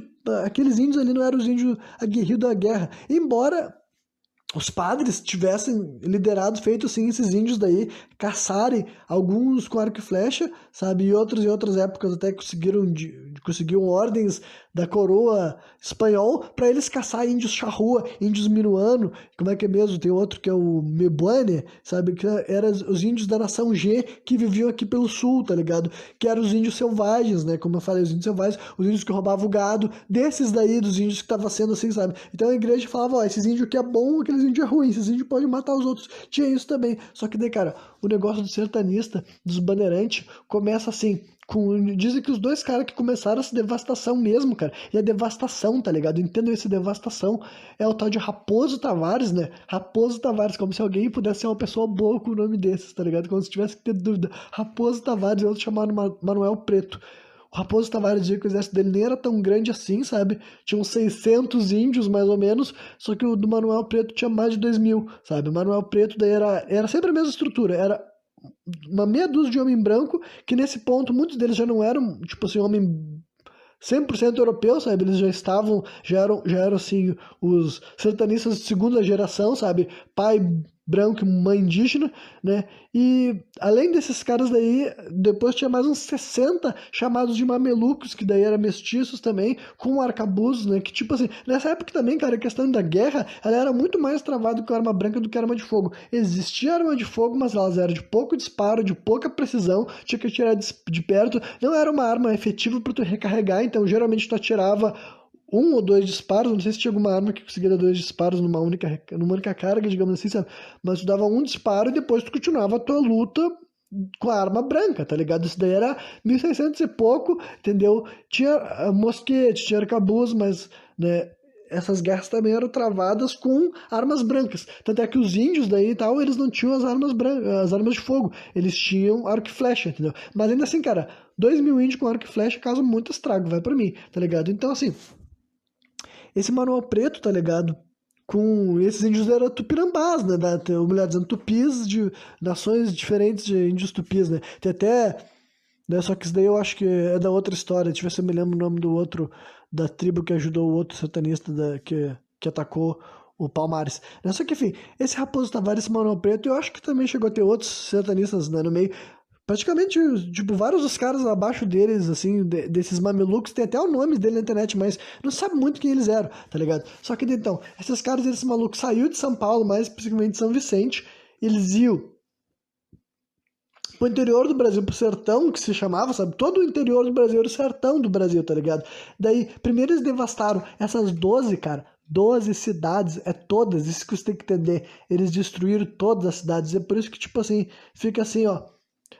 Dizem que foi a mando de um cara, tem um cara, um conde, que tava falando que tinha que fazer essa devastação, sabe? Só que assim, cara, é um tipo de coisa assim que até dentro dos padrões de historiografia brasileira, cara, não tem muita explicação. Eu consigo entender que é um genocídio, um extermínio de indígenas, e vários deles conseguem fugir, pelo menos, né? Porque sabe que não tem como vencer de uns malucos assim, assassino e tudo mais, e armado e perigoso, né? Realmente vindo pra destruir. Só que, cara, nada justifica eles destruírem, tipo, derrubarem a cidade abaixo, sabe? Queimarem as igrejas, tá ligado? Tipo assim, um pique assim, vikings. Aí o cara tentando relativizar assim, ó, porque a gente vê os vikings queimando as igrejas e a gente acha muito legal. Cara, ninguém acha muito legal, a gente acha legal de um ponto de vista de entretenimento, mas ninguém acha legal a ideia de seres humanos sendo queimados dentro de uma igreja. Os sertanistas faziam isso, queimavam os índios dentro das igrejas, os índios se escondiam dentro da igreja porque eles não tinham arma, e eles pensavam, bom, dentro da igreja é um lugar sagrado, sertanistas queimavam, tá ligado? Pra vocês verem que assim,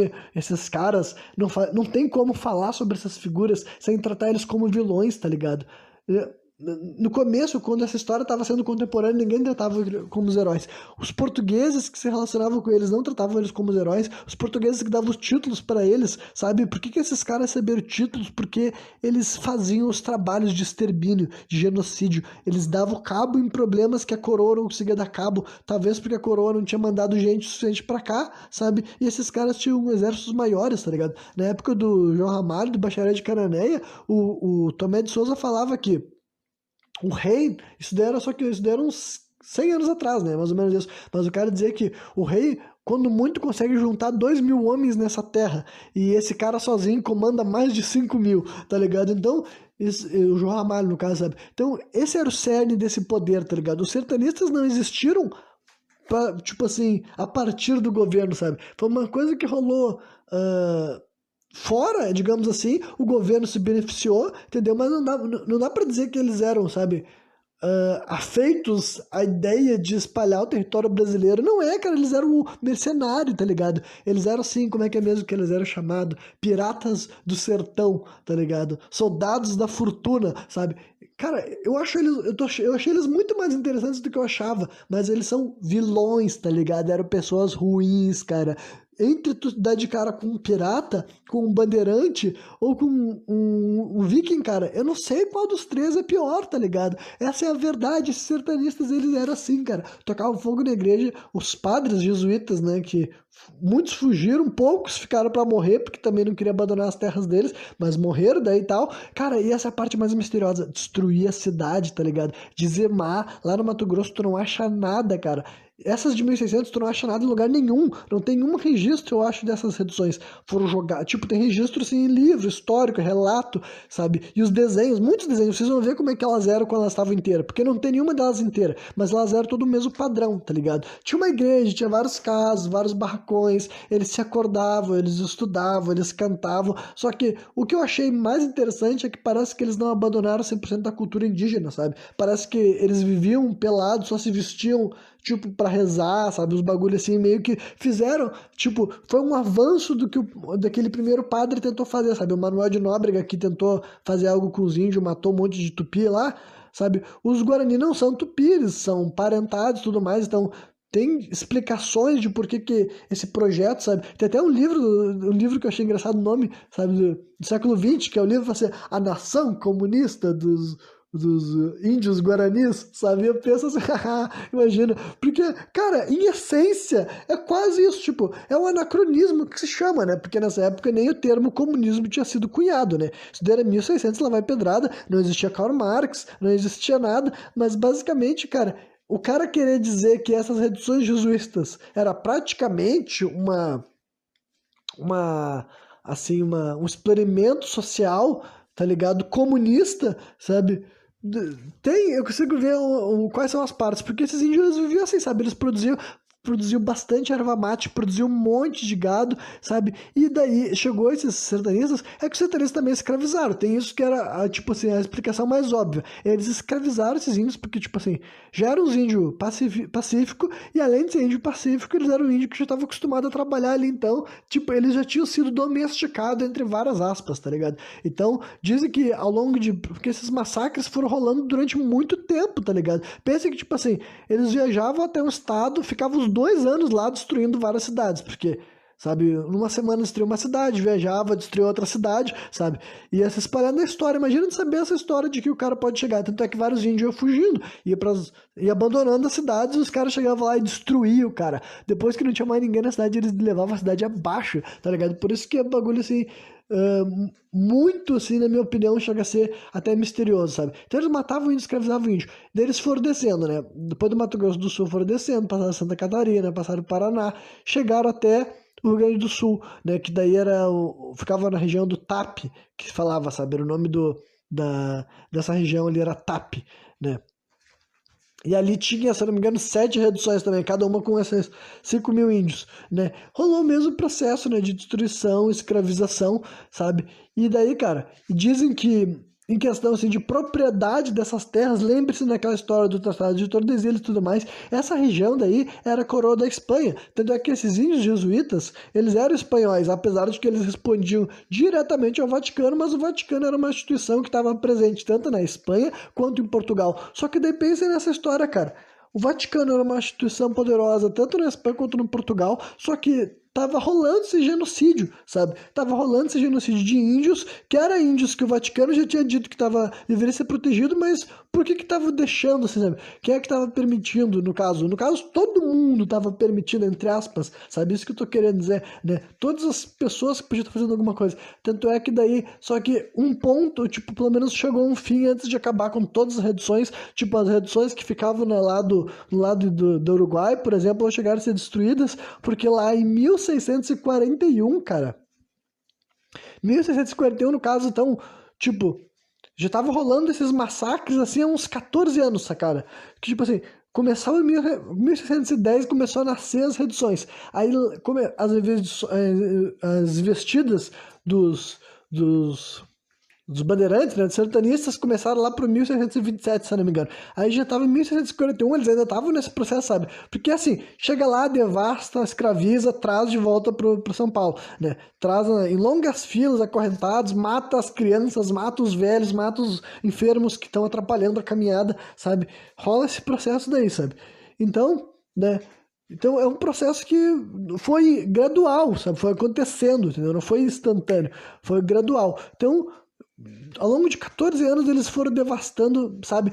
Eles devem ter escravizado pelo menos 100 mil índios nesse tempo, tá? Tem algumas estimativas bem altas, assim, sabe? Mas ainda assim é de se imaginar, ainda mais que, quem sabe, eles escravizavam outros índios de outras regiões do meio do caminho, sabe? Já que tá caminhando pelo interior do Brasil. Então, assim, ó, mais ou menos 100 mil índios foram escravizados ao longo desses 14 anos.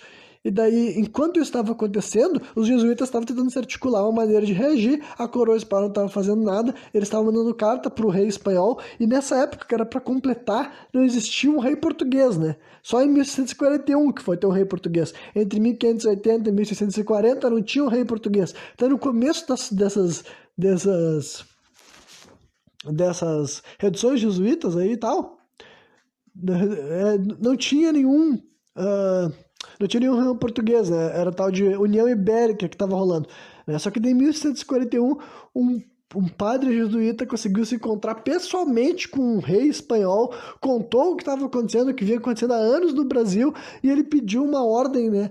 Tipo, e daí os caras falaram que o rei conseguiu, tipo, que conversou com o Papa sobre isso, daí o Papa falou que todos os sertanistas que estavam participando dessas investidas aí deveriam ser excomungados. Então, tipo assim, pensa que quando os caras estão chamando o Raposo Tavares de herói, cara, é gente que, na época que esse cara tava vivo, a própria igreja, que eu não considero a igreja uma instituição nobre, mas até a própria igreja, cara, a própria igreja, o Vaticano falou que esse cara não valia nada. E daí, em 1920, os pau no cu começaram a falar que esses caras eram herói, tá ligado? Que herói? Que mundo que vocês vivem pra chamar um pau no cu desses de herói, tá ligado? É um vilão, sabe? Um vilão de marca maior, tá ligado? Então, assim, e daí ele permite o padre jesuíta a armar vários dos outros índios que ainda existiam, não morreram todos. Tipo, existe Guarani pra caralho. Hoje em dia, o DNA Guarani, assim como o DNA Tupi, eles nunca vão desaparecer, sabe? Isso daí é eterno. Só que, né, já tinham morrido um monte, escravizado um monte, e daí pegaram e falaram, tipo, deixaram os índios se armar, sabe? Deixaram os índios se armar pra se proteger, tipo, já tinham perdido, né? As cidades que foram destruídas não iam voltar à vida, mas pelo menos as próximas cidades que ainda existiam lá, né, eles poderiam se defender com arma de fogo, né?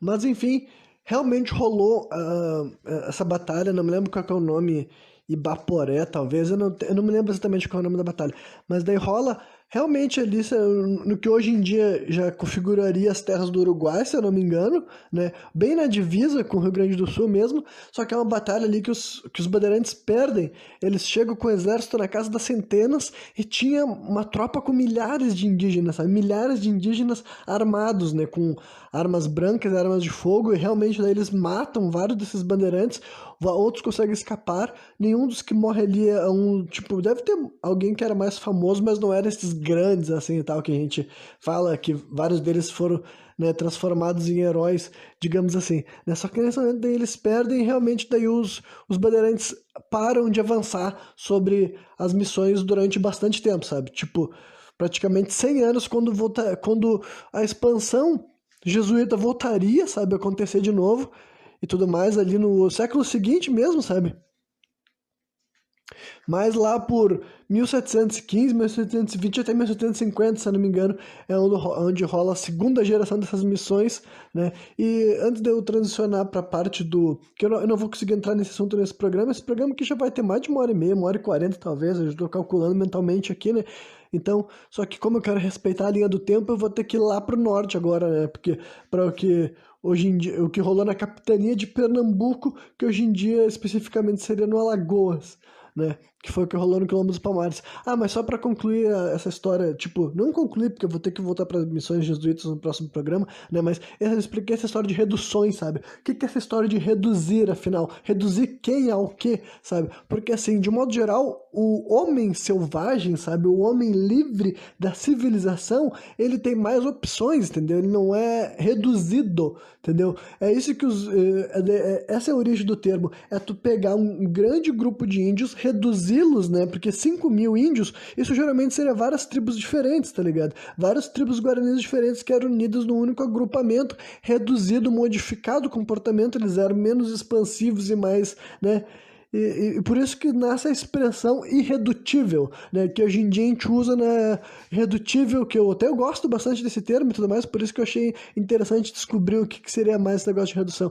E o que é irredutível? Os índios irredutíveis eram os índios que não poderiam ser reduzidos, entendeu? Índios que jamais poderiam ser civilizados, porque na tentativa de civilizar eles, eles nunca se domesticariam, sabe? Ou eles escapariam, ou eles lutariam até a morte, esse tipo de coisa e tudo mais. Então, daí que nasce esse termo, sabe? Nas reduções são esses índios que foram, se adaptaram, sabe? A esse termo e tudo mais. E aquela coisa, cara, se era lavagem cerebral, se era uma utopia comunista, cara, eu não sei exatamente, como quase tudo na vida eu acho que é o meio termo, só que o que não dá pra discutir que entre ser, né, tipo, entre essa versão de estar vivo ou morto é melhor estar vivo, tá ligado? Entre ser um índio em processo de catequização por um padre jesuíta e um índio que foi morto na mão de um sertanista, de um bandeirante, né? Nessas situações é que foram descritas, tá ligado? Realmente, assim, do bagulho da, cara, selvageria, barbárie pura, tá ligado? Barbárie pura, sabe? Até contra os padrões cristãos. Então, tipo assim, pra ver quem eram essas figuras, quem são esses satanistas, sabe? E nós vamos falar mais um pouco deles, porque eles também têm a ver com a destruição do Quilombo dos Palmares. Então, primeiro, o que foi esse Quilombo dos Palmares, cara? Infelizmente, também não tem muita prova documental, tá ligado? É aquela coisa, sabe? Não tem, se possível. No caso das reduções, até tem registros, porque as reduções eram um projeto jesuíta, sabe? Era um projeto jesuíta que, nesse momento, né, como eu falei, eles respondiam ao Vaticano, mas naquele contexto ali, eles estava representando a coroa espanhol, sabe, né? Aquela história toda ali, eles estavam naquele lugar ali dizendo, ó, nós somos espanhóis, né? Era padres com nome espanhol e tudo mais, mas apesar de que eles obedeciam especificamente ao Vaticano, né? Mas enfim, e daí tem o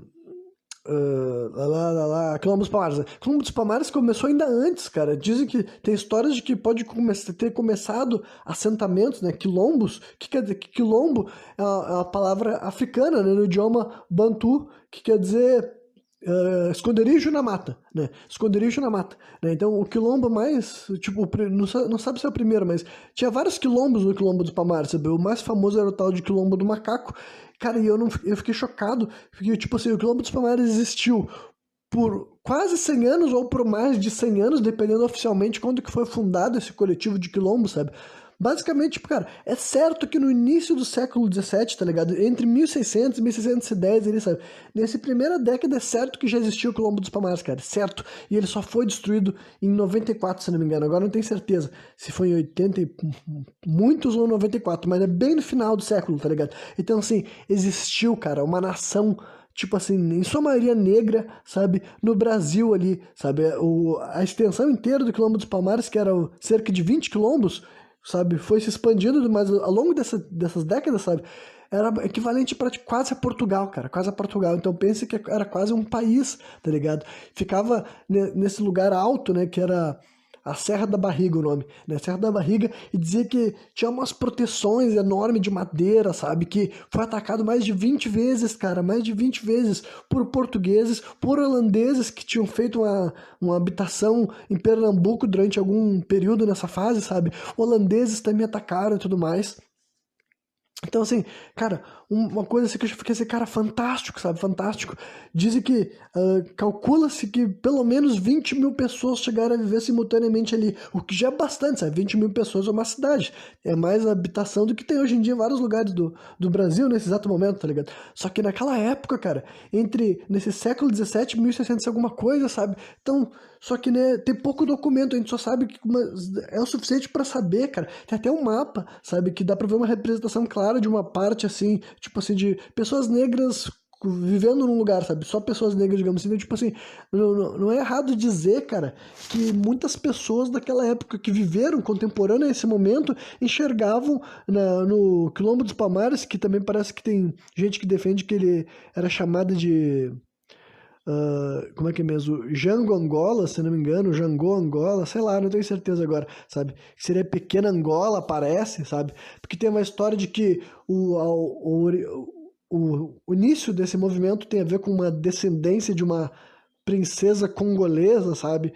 Inclusive, o cara que foi líder, o cara que foi líder do Quilombo dos Palmares por mais tempo, que tem evidências dessa trajetória como liderança, é a tal de Gangazumba, sabe? O Gangazumba que seria sucedido depois pelo Zumbi, né? Que é o mais famoso, digamos assim, para praticamente todo brasileiro já vai falar de Zumbi, nem todo brasileiro vai falar desse Gangazumba. O Gangazumba era tio do Zumbi, sabe? Era tio do Zumbi e dizem que, além dele ter batalhado mesmo, né? Ao longo desses quase 100 anos, o Quilombo dos Palmares foi atacado, o Quilombo dos Palmares foi atacado mais de 20 vezes, né?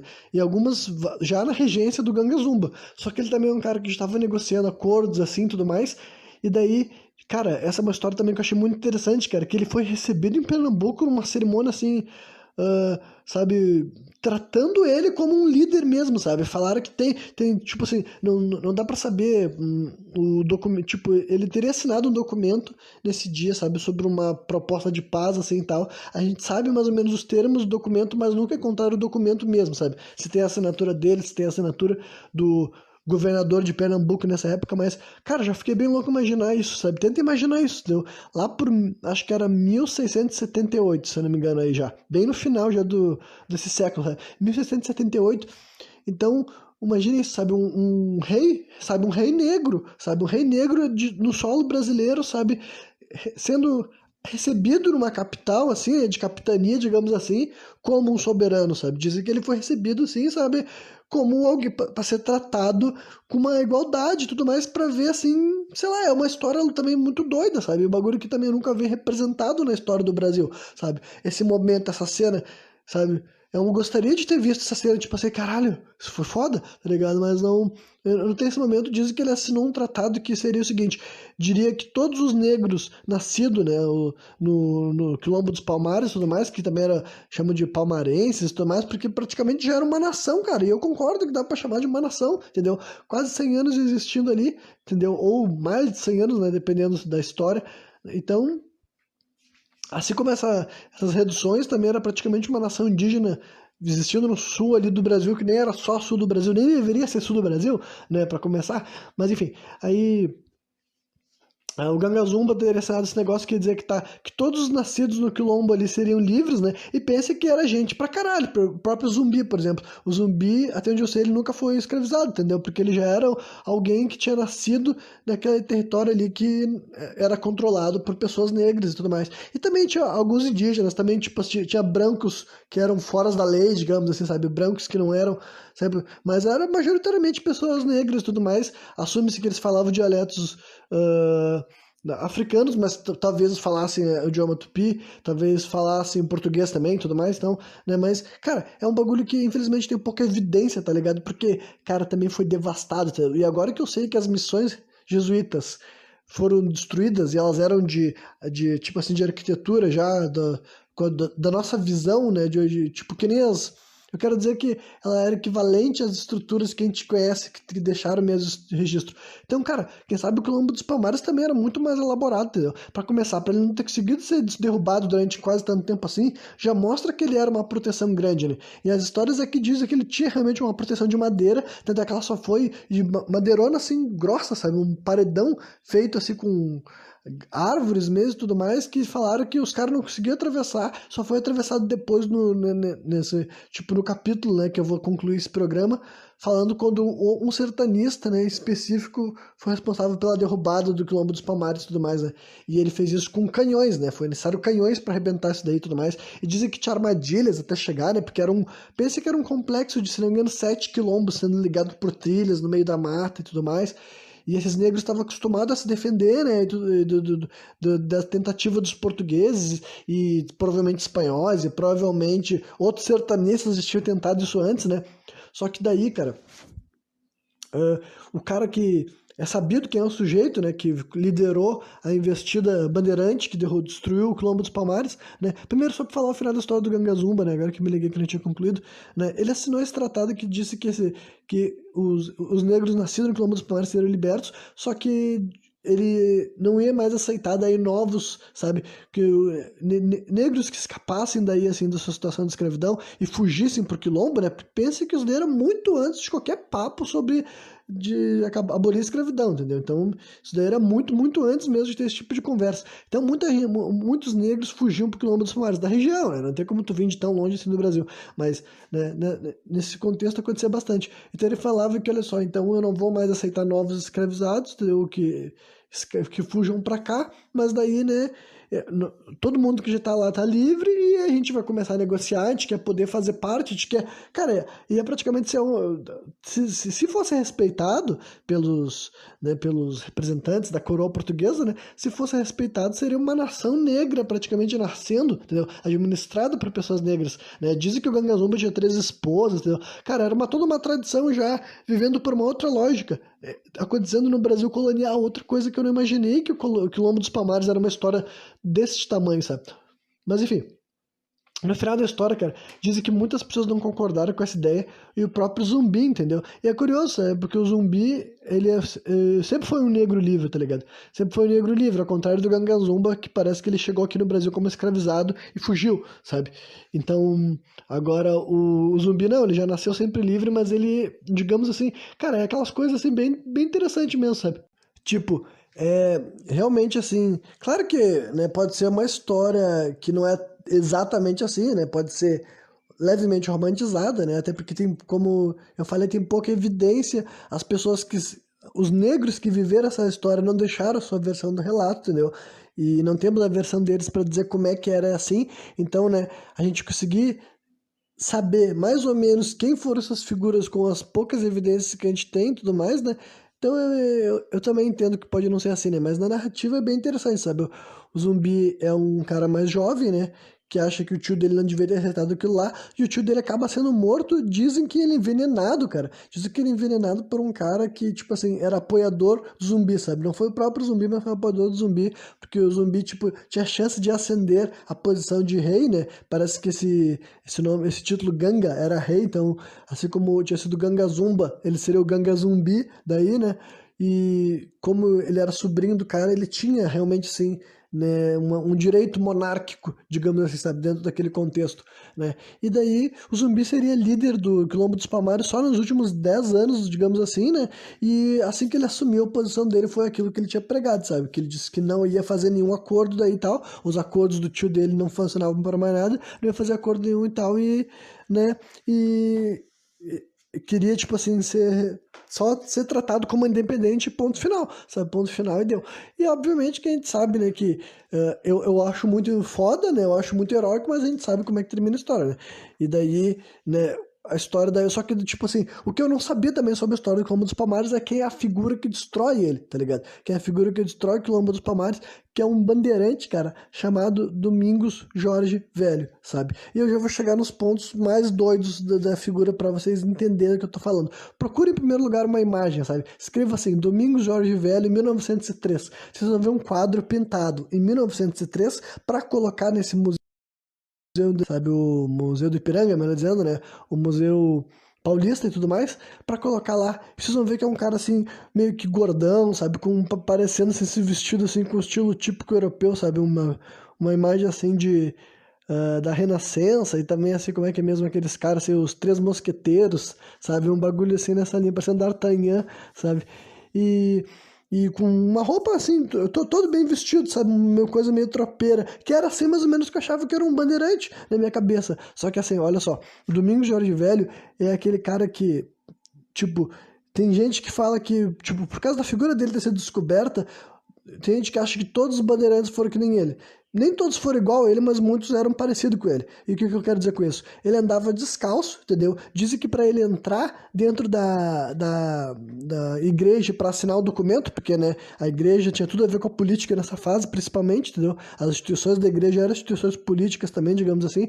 Para ele entrar dentro da igreja para assinar o documento, tiveram que dar um calçado para ele e ele era analfabeto, ele não falava português, ele falava era um idioma tupi, só que era um dialeto tupi mais ainda, mais, tipo assim, rústico ainda, tá ligado? É um dialeto tupi que era, tipo assim, um tupi simplificado que os índios que viajavam muito falavam, porque daí não tinha todas as, assim, as especificações da região, tá ligado? Era um tupi que tu podia falar em todas as partes do Brasil, basicamente, entendeu? Então era um tupi mais simples ainda do que o tupi profundo, digamos assim, sabe? E era esse tupi que ele falava, porque esse cara, mano, ele era assim, ele era totalmente esse arquétipo que eu falei pra vocês, cara, que pra mim hoje em dia eu nem consigo falar sem descrever como assim um líder bárbaro, tribal. E mais uma vez, cara, não é querer romantizar, é querer interpretar mesmo quem foi essa figura, tá ligado? Porque assim, olha a imagem que vocês estão vendo aí que eu falei pra vocês. 1903, o Domingos Jorge Velho nasceu em 1641 e ele morreu no começo do século XVIII, tá ligado? Então, assim, esse quadro foi feito muito depois dele, tá ligado? Então isso que vocês têm que entender. É disso que eu falo quando eu tô falando assim, de revisionismo e de fabricação da história. A história tá sempre sendo feita, a história tá sempre sendo fabricada. As pessoas estão sempre escolhendo o que é que eles estão falando pra vocês. Assim como eu tô escolhendo, querendo te contar que essa figura não era isso que eles estão te mostrando, em 1903 tinha toda uma articulação política querendo transformar esses sertanistas não só em heróis, sabe? Heróis do período do colonialismo, só que tipo assim, whitewashing, sabe? De branquificar ele, embranquecer eles. E ele vai dizer, ah, não, mas ele era um cara branco, ele era português. Sim, cara, mas olha como é que era essa figura, entendeu? Tenta imaginar na prática, não importa se a cor de pele dele era branca, tudo bem que ele era branco, cara, não é esse o ponto aqui. Mas assim, mais uma vez, cara, que nem eu falei antes, ele não exemplificava a imagem que esses caras estavam querendo passar para as pessoas de que era um bandeirante, entendeu? Os jesuítas que contrataram ele para fazer a missão, né? Porque ele foi contratado por causa disso, que ele era um matador de índio, né? E nesse caso ele ia, né, matar negros também, caçava negro também e tudo mais, só que índio, né? Ainda, nessa época ainda tinha muito índio no Brasil, né? Mas já tava muito menos do que antes, né? Porque isso daí já era basicamente, era no mesmo século da destruição da missão dos Guaranis.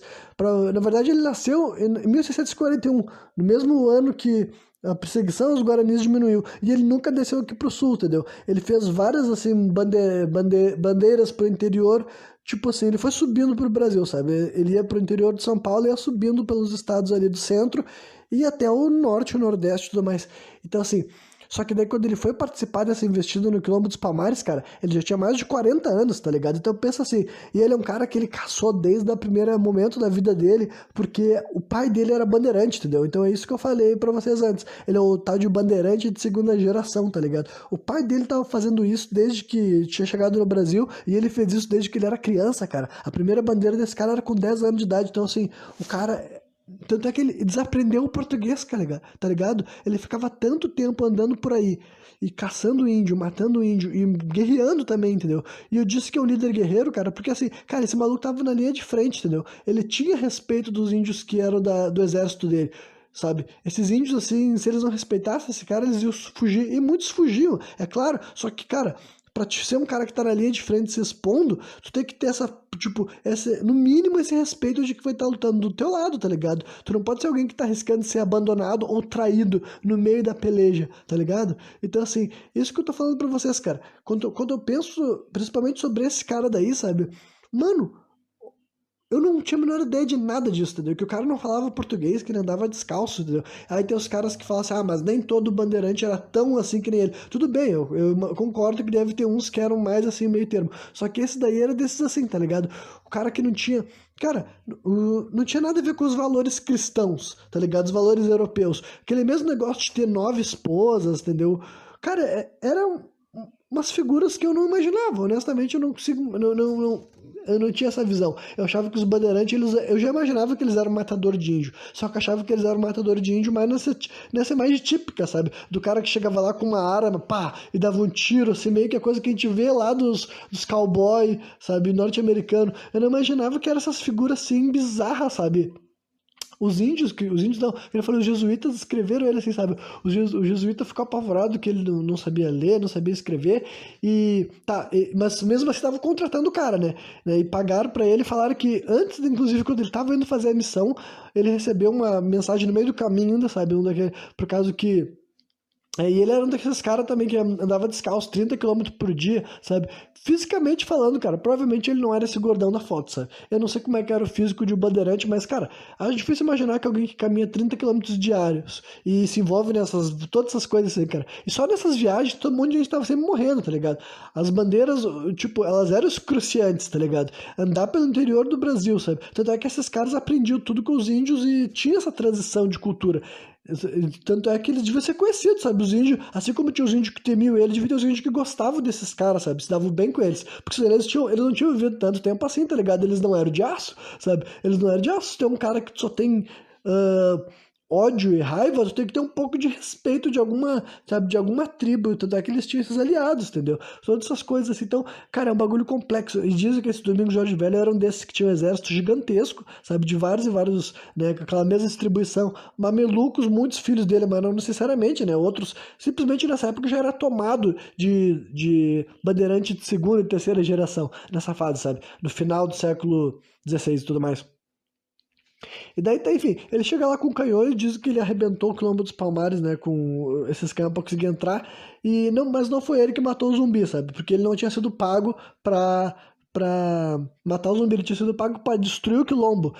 Por isso que eu falei, cara, talvez o Quilombo tenha sido muito maior do que a gente imagina, sabe? Em questão de estrutura, sabe? Porque cara, ficou muito tempo lá, sabe? Quem sabe tinha arquitetura, quem sabe tinha até coisa escrita, eu não sei, entendeu?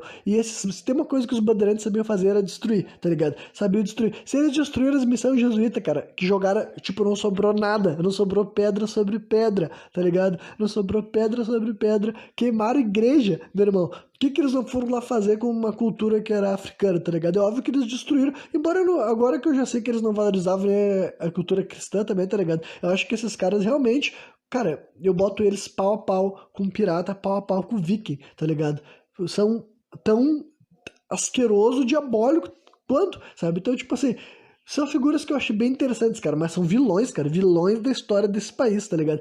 E daí, cara, ele volta, quando ele volta depois dessa missão, os caras pagam ele e o padre fala assim, ah, trata-se de um dos maiores selvagens que eu já vi, que e fez um comentário assim, racista, né? Mas que disse que trata-se de pessoa baixa, vil, que vive daquilo que rouba, tão pior quanto os negros que ele foi lá matar, tá ligado? Então, tipo assim, uma frase racista, obviamente, mas pra ver como assim, os caras que estavam pagando esses mercenários pra ir matar gente, basicamente, não tratavam eles como heróis. Tanto é que quando ele morreu também, cara, não sabe nem onde ele foi enterrado, sabe? Parece que ele foi queimado, cara, cremado pelos próprios caras do bando ali deles, os mamelucos e tudo mais, os brancos também que andavam com ele, sabe? Queimaram o corpo dele, sabe? Então, assim, cara, é um costume totalmente diferente, cara. Tanto é que, só pra concluir, não, acho melhor eu concluir com a parte do zumbi.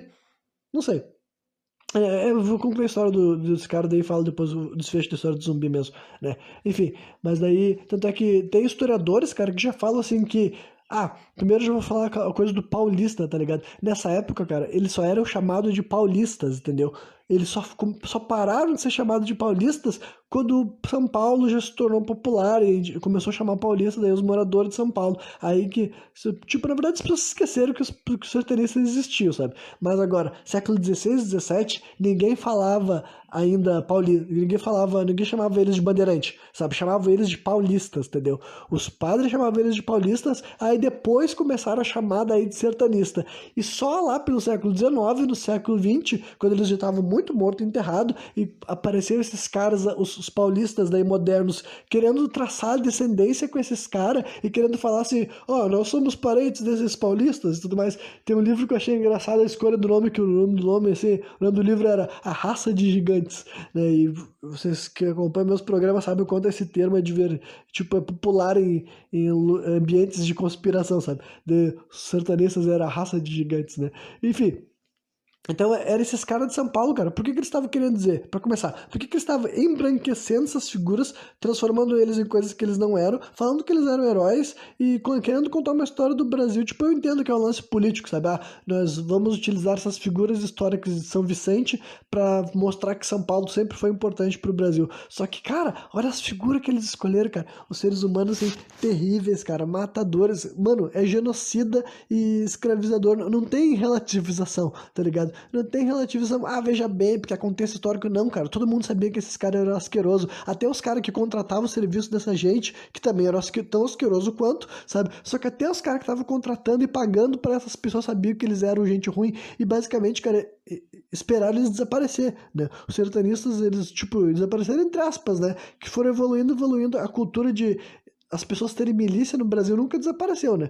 Essa história de colonialismo e tudo mais, esse negócio não é moderno, né? Sempre existiu aqui no Brasil que se tinha mais gente disposta a dar tiro por ti é que tava seguro, sabe? Sempre foi assim. E esses sertanistas eram essas figuras, cara. Alguns, tanto é que tem gente que defende que esse termo daí paulista, né, nessa época deles, ele era um termo assim até era uma etnia, tá ligado? O paulista hoje em dia não é uma etnia. Paulista é qualquer pessoa que nasceu no estado de São Paulo, paulista, sabe? Só que nessa época não, cara. Nessa época, quando o termo paulista era utilizado, tá definido uma etnia. E essa é uma etnia que deveria compartilhar várias dessas características, entendeu? Era uma etnia praticamente nômade, porque eles tinham essa cidade de São Vicente, que tinha uma família lá, entre aspas, tinham, né, mulheres brancas e tudo mais lá.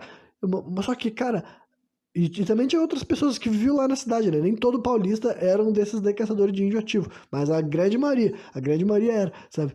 E daí, enfim, então a grande maioria dos paulistas, eles eram caçadores de índio, eles eram, assim, esse negócio também de falar tupi, tanto é que é por isso que o Brasil tem tanta coisa com o nome indígena, tá ligado? Não é porque as pessoas respeitavam os índios, tá ligado?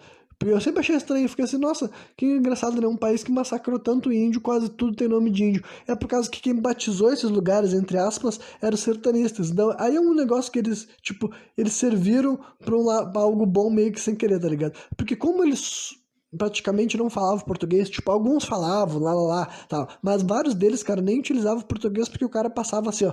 Pense que essas bandeiras, cara, elas demoravam de meses a anos, tá ligado? Meses a anos. Então o cara passava 1, 2 semanas na casa dele em São Vicente, depois ele passava 3, 4 anos, né? 3, 4 anos não, né? Mas 1 ou 2 anos, ou no mínimo 6 ou 8 meses no meio do mato, falando só com índios, falando só em tupi, tá ligado? Então, para eles, o idioma mais importante era o idioma tupi, sabe? Não era o português. Tanto é que eles aprenderam a chamar os rios pelos nomes indígenas e vários outros lugares, né? As montanhas, os espaços, todos eles aprendiam com os índios e depois eles ensinavam, daí faziam a ligação, sabe? Entre as pessoas brancas, né? Que durante muito tempo, cara, foi só eles que foram pro interior do Brasil, tá ligado? Só eles que foram pro interior do Brasil. Só que, né, eu ainda teria mais coisa pra falar sobre essas figuras e tudo mais.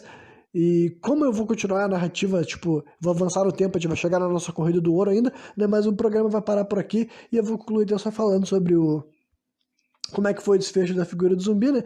Que infelizmente a história final a gente sabe como é que é, né? Infelizmente a história final é triste, né? Ele morre no final, que dizem que ele foi entregue, sabe, por um dos caras que tinha sido levado como refém ou como escravizado de volta, sabe? O cara acabou dizendo como é que poderia ser um refúgio, onde que ele poderia estar e tudo mais, né? E daí apanharam ele e tudo mais, né? E ele foi daqueles caras que foi morto assim na praça pública, né? Eu não sei se ele foi morto na praça pública, mas a cabeça dele eu sei que foi exposta na praça pública e tudo mais. E foi no dia 20 de novembro, tá ligado? Então por isso que o 20 de novembro se tornou, assim, o dia da consciência negra e tudo mais.